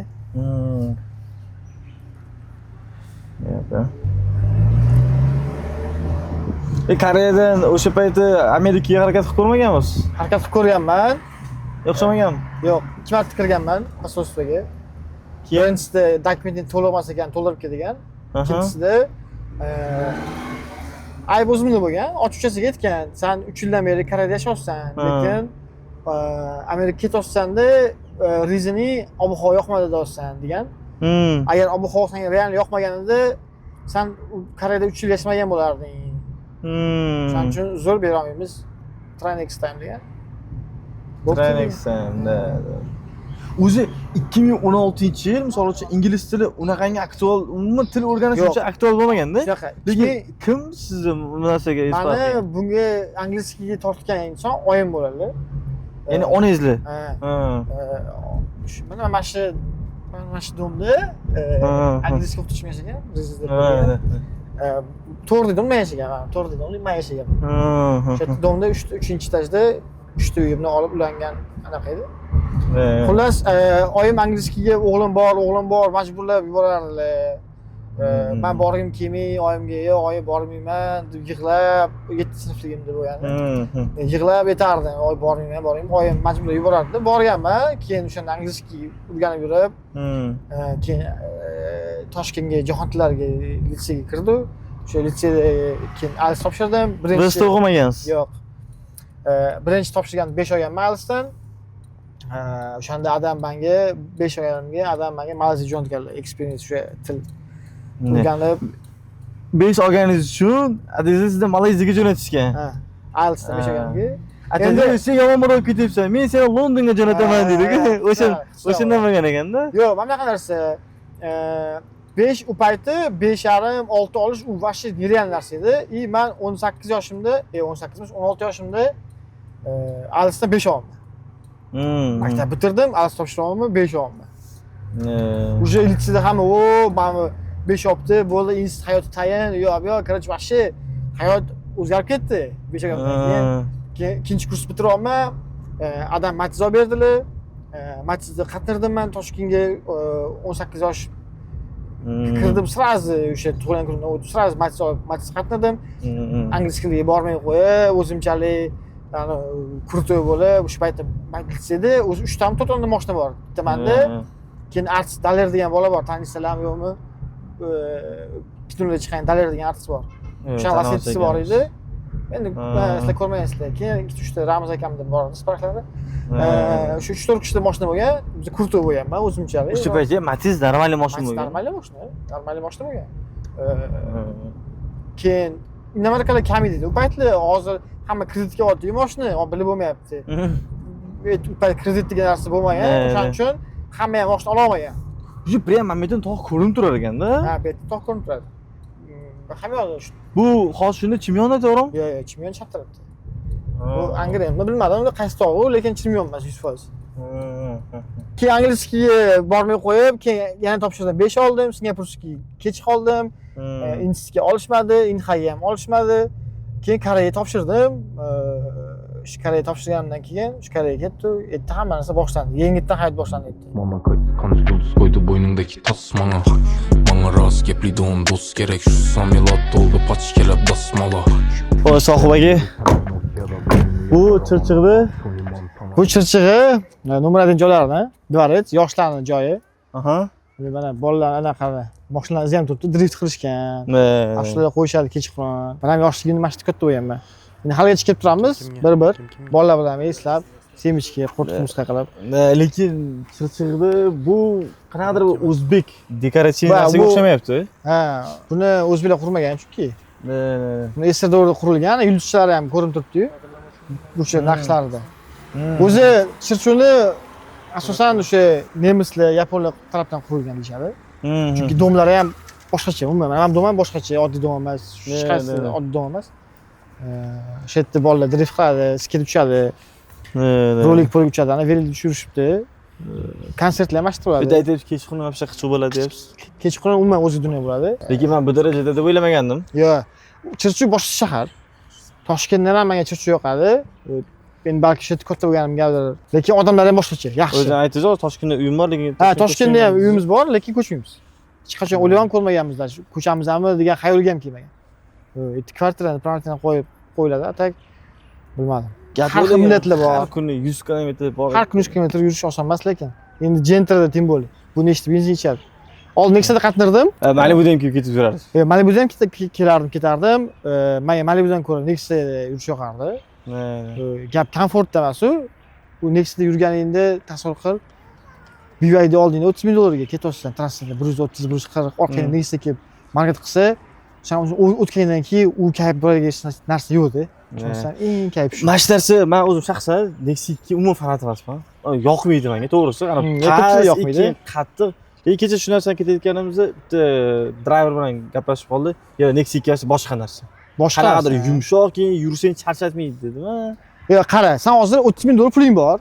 Deylik, sen hozir BYD Chazormi, Champion yoki Depal yana Xitoy mashinalariga olding bitta motorli. Hop. Ketyapsan yoki shtafor turibsan, Aha. oldinga bitta Nexus 2 keldi, eskichali. Tushunasizmi? Eski Nexus 2 turibdi. Bunda qaralsan, mensimayapsan, Nexus 2 deyapsan, короче. Bunda qaralsan, orqasiga guruchli, bunda sal chiqdi, nikel guruchli chiqib turibdi yoki akrapovo chiqib turibdi. O'shani oxirgi bosishganing bilan. Bitta bosishsan, u ketdi, hayoting oldingidek bo'lmaydi, o'shani. 30 ming dollar kuyadi, o'sha yerda.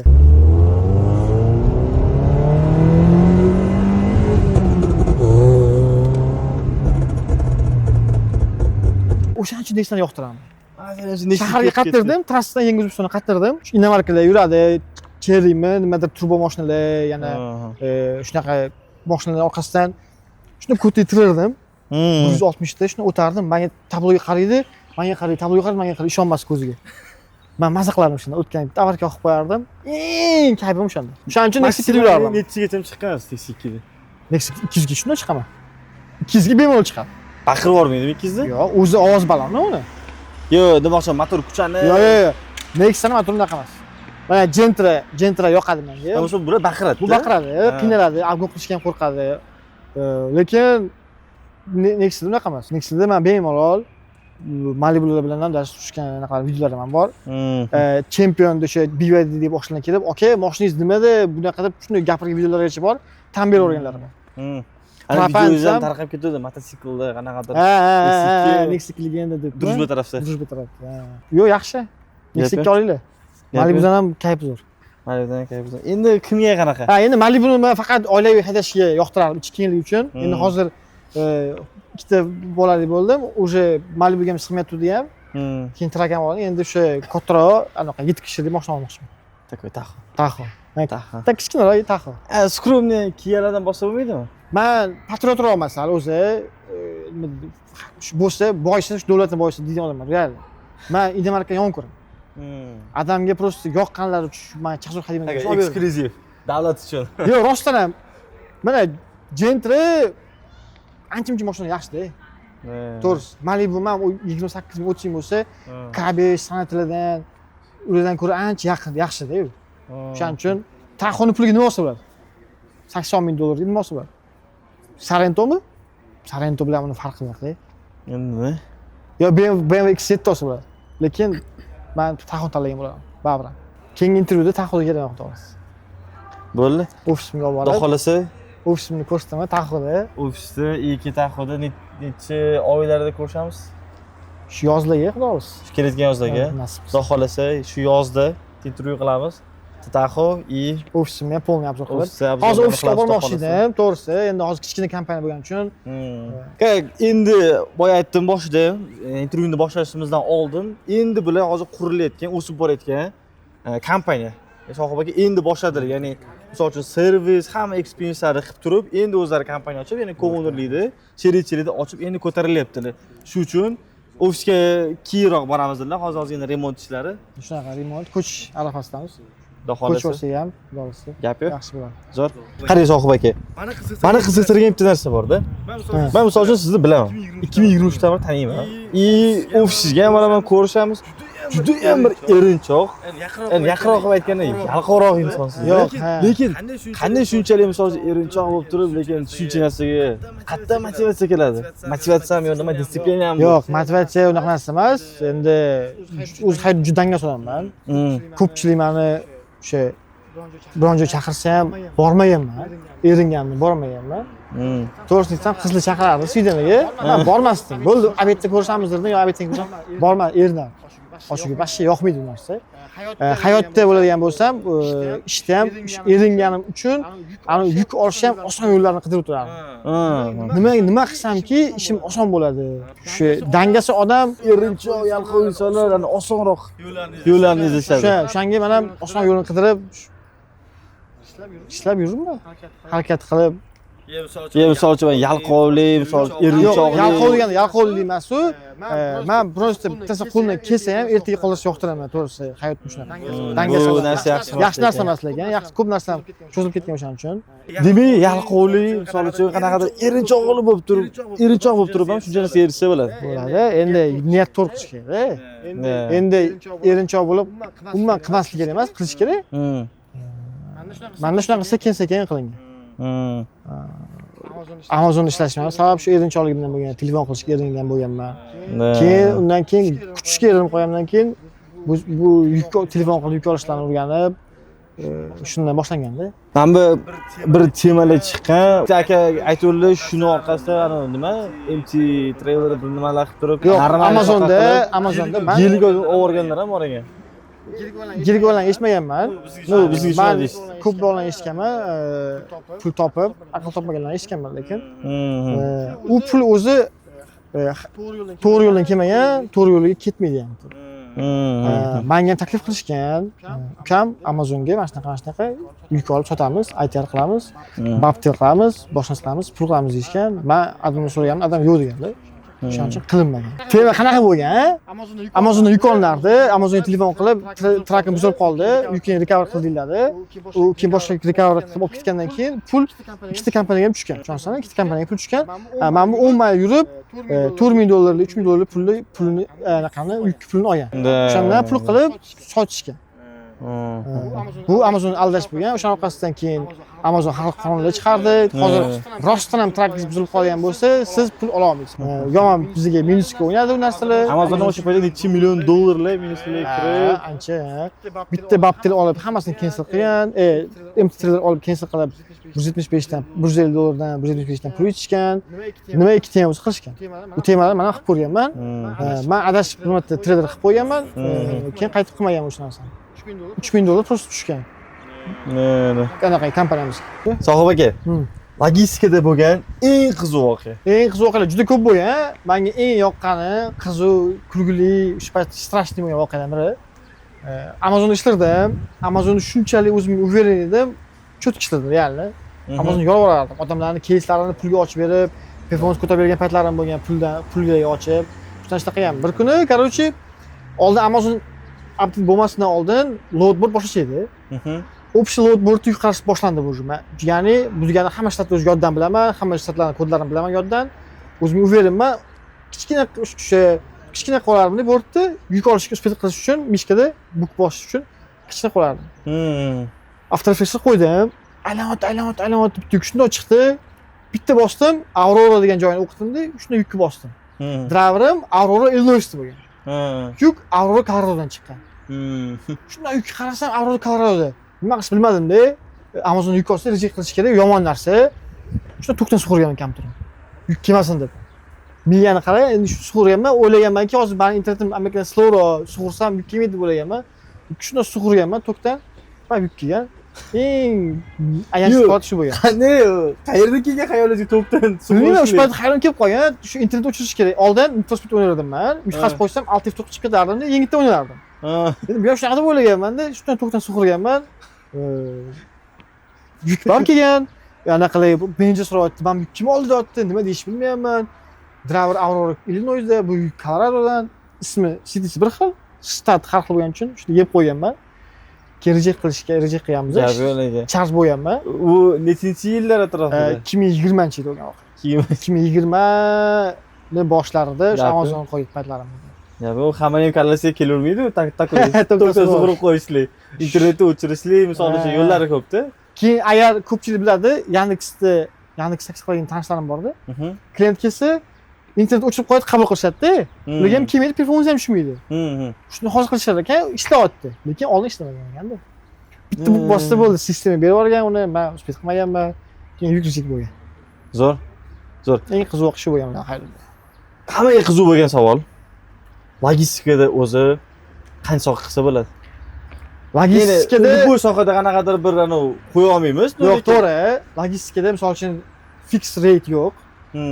Hamma o'zini bilimiga yarasha pul oladi. Bu yerda hech kim sen tanishimsan, men sen ko'proq olay, sen men ukamsan, sen ko'proq olay degan narsa bo'lmaydi. Bu yerda hamma o'zini bilimi uchun oladi. Olgan yukiga oladi yoki qotgan update'iga oladi. O'rtacha oylik hozir dispetcherda 3000 dan 5000 gacha updateladi. $300 начиная ishlargacha 1200, 1,5 olgan menejerlar bor. Shunaqa pul topishadi. Ladies and gentlemen, ko'rdinglar, Spolniy Sohib aka bilan updating sohasidan ko'ngilligacha bosib o'tilgan yo'llari haqida gaplashdik. Ya'ni realna bu narsa bor. Hech qanaqa vesting money degan narsalar yo'q. Agarda siz ham misol uchun hozir logistikaga kirib, updaterlikdan misol uchun sabr qilib, 2-3 oyda ingliz tilingiz yaxshi bo'lsa, dispetcherlikka o'tib, shu orqasidan misol uchun kompaniya ownerligigacha chiqsangiz bo'ladi. Bu deyarli bor narsa, hech qanaqa bir skam yo'q bu yerda. Hozirlarni foydalanish uchun kichik leli chekinish qilamiz. Ya'ni hozir biz logistika akademiyadamiz.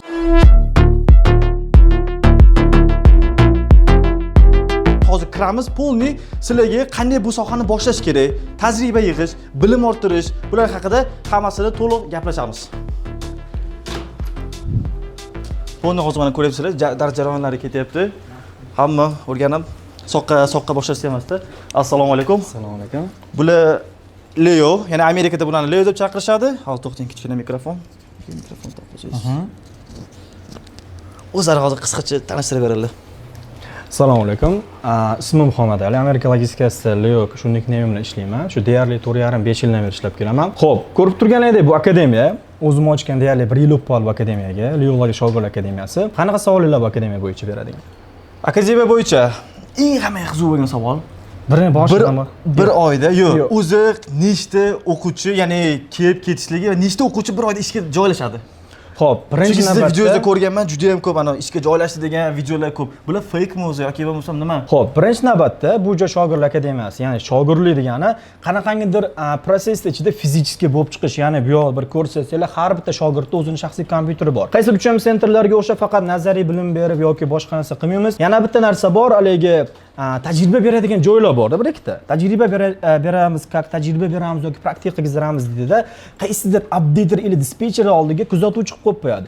Bu joy unaqangi joy emas. Bu joy shunaqangi akademiyaki, birinchi kuni 100% kompyuter bilan ta'minlab beradigan va hamma dars iloji boricha 100% praktika asosida o'tadi. Kelib ketishiga yetadigan bo'lsa, juda ham ko'p bolalar kelib ketishi, o'rtacha let's say at least 40 tadan 60 tagacha bola kelib ketadi va ularni hammasi ham men akademiyaga olib qolmayman. Birinchi navbatda nimaga? Savol.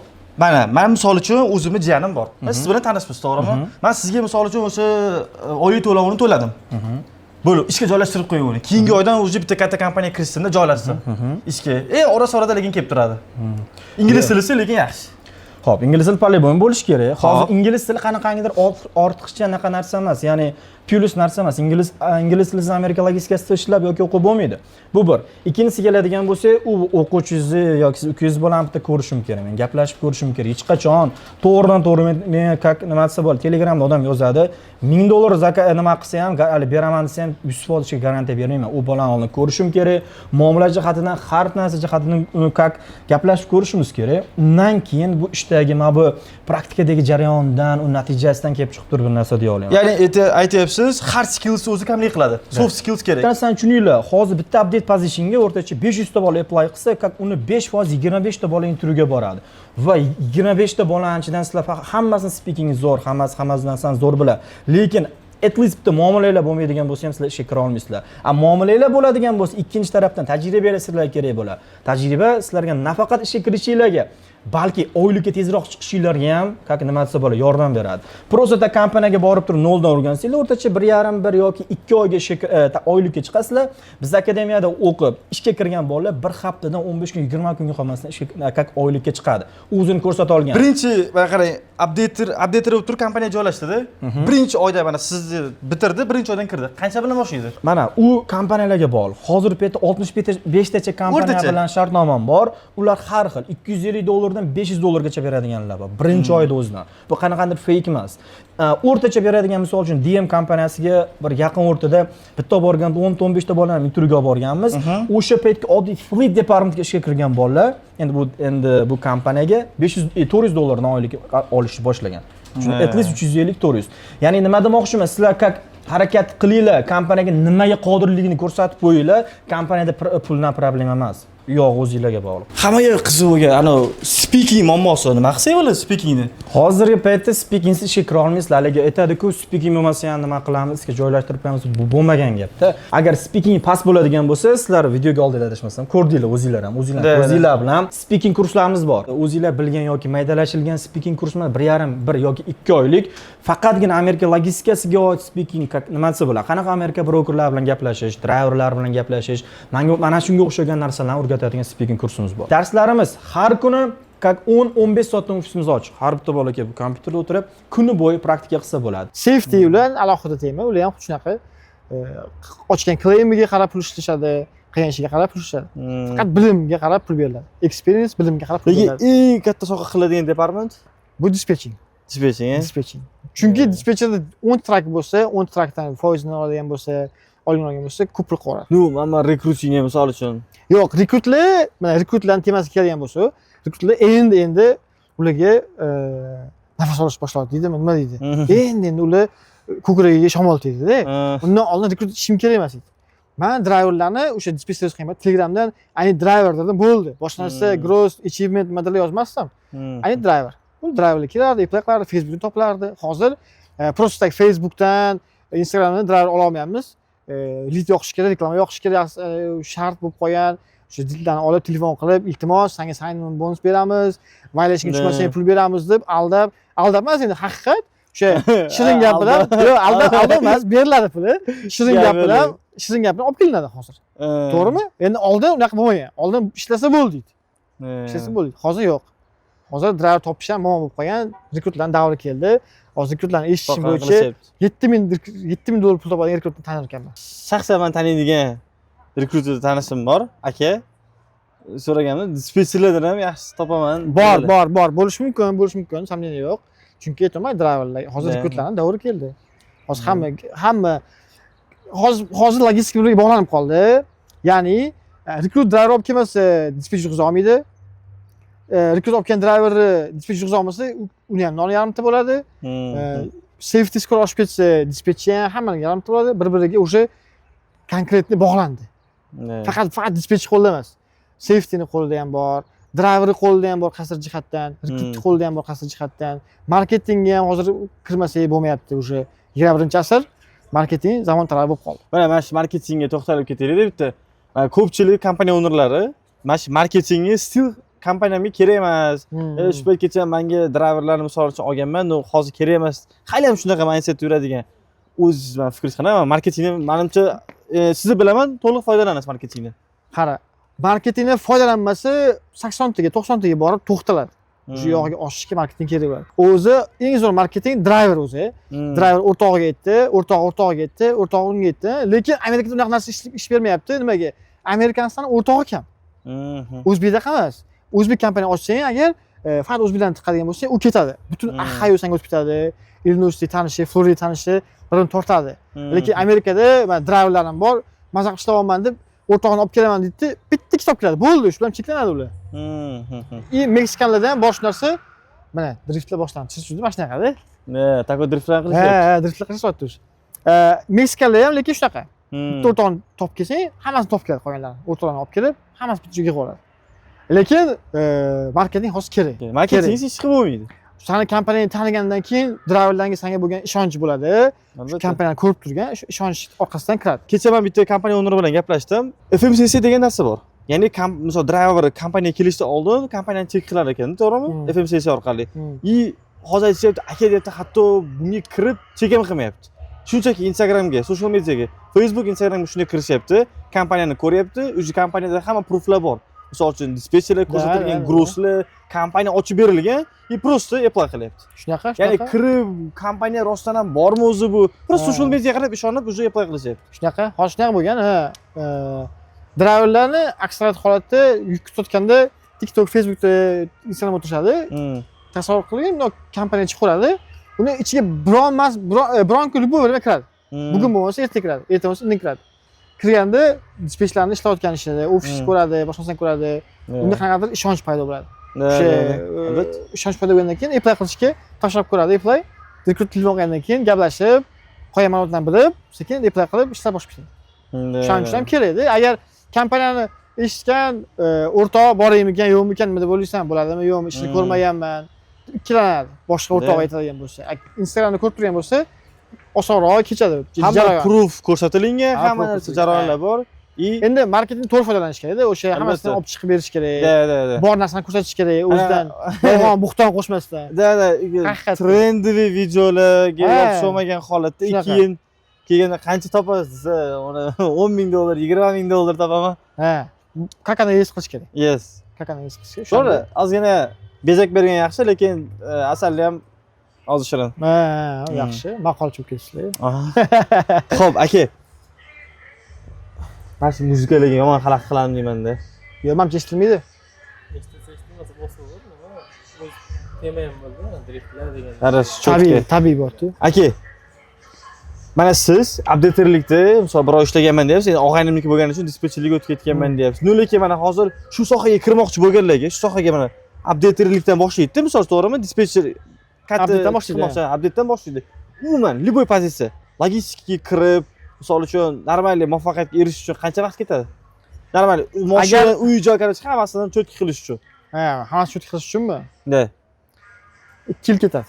Faqat kredit kirib qolmasin-da. Kredit kirib qolsa 2 yildan yetib olmay qoladi. Update kirdi, angliskisini cho'tki bilgan holatda kirdi, 6 oy ishladi. 6 oydan keyin dispetcherlikka o'tdi.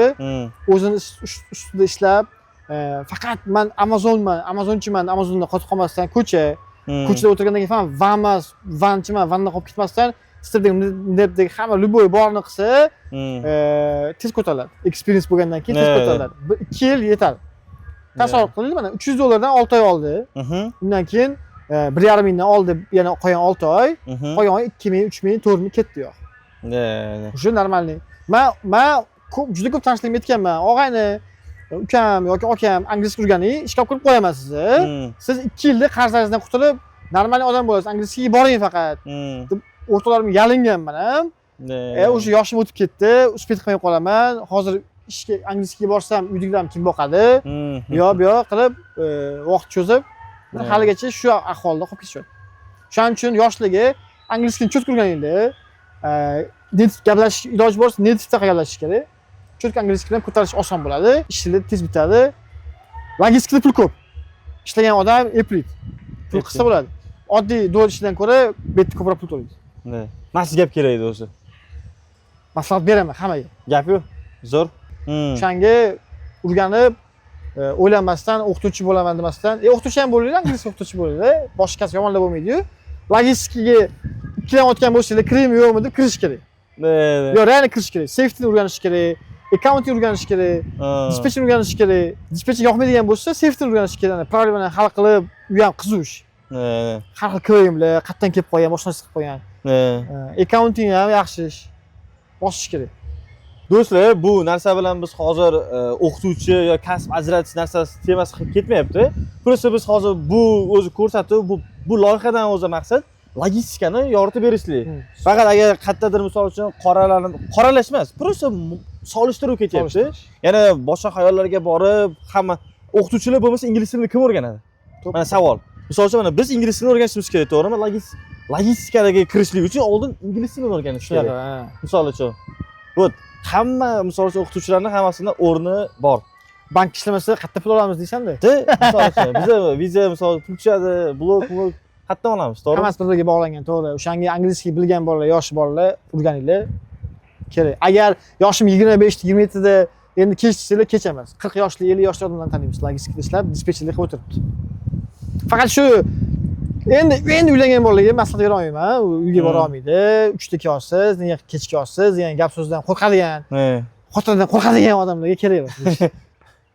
Shuning uchun birinchi ishlab turib keyin uylaninglar. Ha, ishlab soqqani qilib, uy olib, mashina olib, uylanib, keyin уже uylanganda kasbingiz biladi, уже kech, boshqa narsa qilayotsa. Xato uylanib olgan bu. Uyga 3 ta kelyapti bola. Aka, mana qarang, hozir uylanib, logistikada ishlash shunaqa narsalar. Qarang, misol uchun gormonlarga, ertaga misol uchun er-xotin qalay u? Kechqurun baribir uxlaydi, organizm kechqurun uxlash kerak. Ertaga ta'sir qilmaydimi? Menda ta'sir qilmagan. Nimaga? Men uyga kelganimda oynalarni umuman hech qanaqa yorug' chiroq qoldirmayman. O'sha miya anaqa chiqarish uchun nimadan chiqaradi, o'zidan uxlaydigan nimadir. O'shanga hech qanaqa svet yonib bo'lmasligi kerak ekan. Ya'ni yorug'lik yo'q. Yorug'lik yo'q. Umuman yorug'siz qop-qorong'ida uxlayman. Shuning uchun menda unaqa narsa bo'lmagan. Avtomatik menda bir oy off olganimda ham soat 9 da uxlayman desam uxlay olmadim. Haftada soat 4-5 da uxlayman. Soat 12 1 da turaman. Bo'ldi, hayot shu bilan bog'langan. Miya o'rgangan yo'q. Hamma narsa o'rganib bo'lganda. Ha, uni nikkak menimcha o'ylashim bo'yicha yechimi yo'q deb o'ylayman. O'zi o'rgana olmasam kerak qaytib. Men kimdirdan eshitdim, organizm o'zi o'rganuvchan-da. Misol organizm o'rganuvchi. organizm ertalab kechqurun 10 bo'lganda qattiq sezadi. Men shu narsaga qiziqaman. Misol uchun, bu biz yoshligimizda shu narsaga o'rgatib kelganmiz, ya'ni undan keyin uje uxlash, uje organizm bu narsaga o'rganib kelgan. Вот shundan kelib chiqqan deb o'ylayman menimcha. Agar 2-3 yil davomida misol uchun organizmni bir xil kechqurungi vaqtga o'rgatib yursangiz, organizm menimcha o'rganadi u narsaga. Endi yana qaytarib o'sha fikrim. yana qaytarib o'sha soat 10 da uxlab, ertalab soat 8 da turaman deb o'rgatishim mumkin, balkim 1 oy 2 oy vaqt olar. Meni fikrimcha o'rgana olmayman. Buni iloji yo'q deb o'ylayman. Men как положено 8 soat uxlayman lekin. Ulug'bek akam aytdilar, 2 soat uxlayman, 4 soat uxlayman. Men erinchoqligim mashtatda plyusi menga. Kelaman, soat 5 da uxlayapmanmi? 5 da 8 soat hisoblayman, o'shanga budilnik qo'yaman. Budilnikni ham qo'ymayman даже. Uxlasam uxlayman, ish o'z o'rniga, sog'liq o'z o'rniga deyman, uxlayman real. Demak, uyquni joyiga qo'yib qo'yasiz. Ha, bu usiz bo'lmaydi. Men chunki qatnayman-ku, Chirchidan Toshkentga qatnayman. Ko'zim ketib qolishi mumkin-da yo'lda, bir ikki marta shunaqa ketib qolgan paytlari bo'lgan. Shuning uchun uyqudan aymayman. Shuning uchun o'sha uyquni joyiga qo'yaman. Meni yeb ichishim vashi anaqa. Biz постоянно baliq yeymiz. Qazi, go'shtlardan umuman yeymiz. Fast food yemayman, почти yemayman. Uydan ovqat olib ketaman. Tovuq, guruch, kotlet xotinim qilib beradi.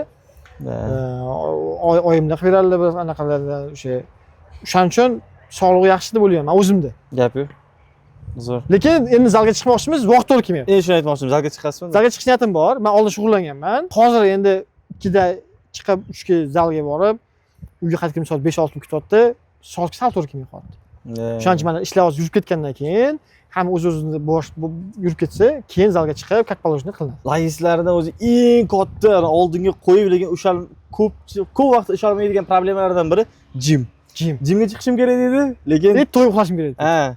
Shuni cho'zilib ketaveradi. Ha, o'sha jimga chiqaman deb 2 yildan beri aytaman, chiqa olmayapman. Chiqa olmayapman. Gap yo'q. Do'stlar, bugun Sohib aka bilan bo'ldik. Xudo xolasa mana gaplashdik, hammasini. Sohib aka. Uchta o'zi misol loyihamizni nima desa bo'ladi, an'anasi deyiladimi? Mana shu sohaga kirmoqchi bo'lganlarga yoki bo'lmasa shu sohada karyerasini olib ketmoqchi bo'lganlarga, misol uchun o'zingizda holatingizga kelib chiqib, uchta tavsiya. Uchta tavsiya. Birinchi o'rinda anglizkini zo'r o'rganinglar. Anglizki emas, nima alistaqa, moreover, meanwhile degan so'zlar kerak emas. Realni o'rganinglar anglizkini birinchi o'rinda. Ikkinchi o'rinda qo'rqmanglar. Narsa so'rashga, mana bizda ko'p voqealar bo'ladi. Update dispetcher so'rashga uyaladi, yo qo'rqadi, hozir aytsam so'kmasmikan meni, men nima qilaydi? Undan qo'rqmanglar.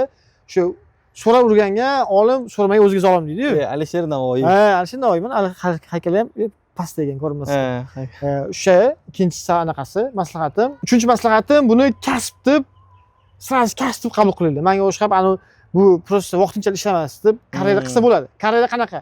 Update, dispatch, management, keyin owner bo'ladigan joyi. O'shanga erishsa bo'ladi, bo'lgan ham bo'lib kelyapti odamlar. Bu tradingda risk emas, hech qanaqa pul tikmaysizlar. Ko'pchilik so'raydi, tradingga boraymi, logistikaga boraymi? Конечно, logistikaga borish kerak. Tradingda lishniy puling bo'lsa bor. Lishniy puling bormi, qo'rqmaysanmi? Unda pul tikishdan unda bor. Ulug'bek aka ham shuni aytadilar. Aka, trading va logistika ham degan, yana ikkita option turganda, albatta logistika. Chunki tradingni shu ortiqcha keladigan joyingiz bo'lsagina, trade qilsangiz bo'ladi. Trade'da yutqazish bor-u, yutish bor-u, yutqazish ham bor. Shunaqa yutqazish desak hozir ertaga shunaqa baqirsak. Ya'ni siz yutqazmaysan degani, bu degani vaqt yutqazmaysan, shunaqa narsa ma'no aytyapman. Logistikada siz yutqazilmaydi. Soliq yutqaziladi, lekin o'zingizga sal qaraysizlar. Pul jihatdan siz hech kimga pul tikmaysiz biror narsaga yoki men yukim olmay qolsam nimadir bo'lib qolmaydi. O'ssa bo'ladigan narsa, pulini ham unlimited qilsa bo'ladi. Shu uchta tavsiyaga Xudo xolasa rioya qilsa yaxshi ketadi, boyib ketadi. Mashina oladi, to'y qiladi, uy qiladi. Logistikada shu ishlar pul uylanganman-da. Gap. Bu narsalar hozir biz hazil-huzur qilib gapiryapmiz. To'g'ri, faqat ma'lumot bo'lsa ham odam zerikib qoladi. Lekin hozir aytdim, realni qabul qiladigan bo'lsangiz, shu ingliz tilingiz yaxshi bo'lsa, bular aytmoqchi, Sohibaga aytmoqchi, keyin bu narsani qanaqadir o'yin yoki bo'lmasa временный narsa emas, ya'ni kasb sifatida qabul qilib, sog'liqni o'z vaqtida chiroyli qilib olib yurilsa, Xudo xolasa yaxshi natija ko'rsatsa bo'ladi albatta. To'ppa-to'g'ri. Sohibaga sizga kattakon rahmat. Mayli, kelib turinglar Chirchuvga. Bergan vaqtingiz uchun, sarflagan vaqtingiz uchun, hammasi uchun. Xursand bo'ldim. Lekin Chirchuv to'g'risi boshqacha emotsiya qoldirdi. Ya'ni men bu darajada bo'ladi deb o'ylamagandim. Oddiy bir kichkina bir Yo'q. mahallachami deb o'ylagandik. Ko'p tushunadi bo'ladi. E. Kompaniya ham bor, owner chirchuli. Hozir trak 300 ta. Trak 300 ta. Chirchuli. Aka bilan bitta aka shirichilikda. Gap yo'q. Chirchiqdan yaxshi insonlar ko'p chiqqan. Gap yo'q. Do'stlar, ketgan vaqtinglarga achimadinglar degan umiddamiz, chunki bizda maqsadimiz shunchaki vaqtinglarni spend qilish emas, ya'ni kerakli ma'lumotlar o'rtada hazillar bilan birgalikda xudo xolasa chiroyli suhbat bo'ldi degan umiddamiz. Fikringizni kommentariyada yozib qoldiringlar. Keyingi mehmonimiz xudo xolasa kim bo'lsinlar, nima savollar bor, barchasini izohda yozib qoldiringlar. Fikrlarni kutaman. Iloji boricha tabiiy qilishga harakat qiling. Hech qanaqa sun'iy bir narsalarni yasab yoki bo'lmasam yolg'on narsalarni chiqarmay, hammasini ochiqchasiga ko'rsatishga harakat qiling. Va maqsadimiz ham shu. Sohib aka, sizga kattakon rahmat aka. Xudo xolasa vaqtingizga rozi bo'ling. Chaqirganlar xursandman. Manfaatli bo'lganda xursandmiz aka. Rahmat. Yaxshilik ko'rishinglar hamma. Xo'p.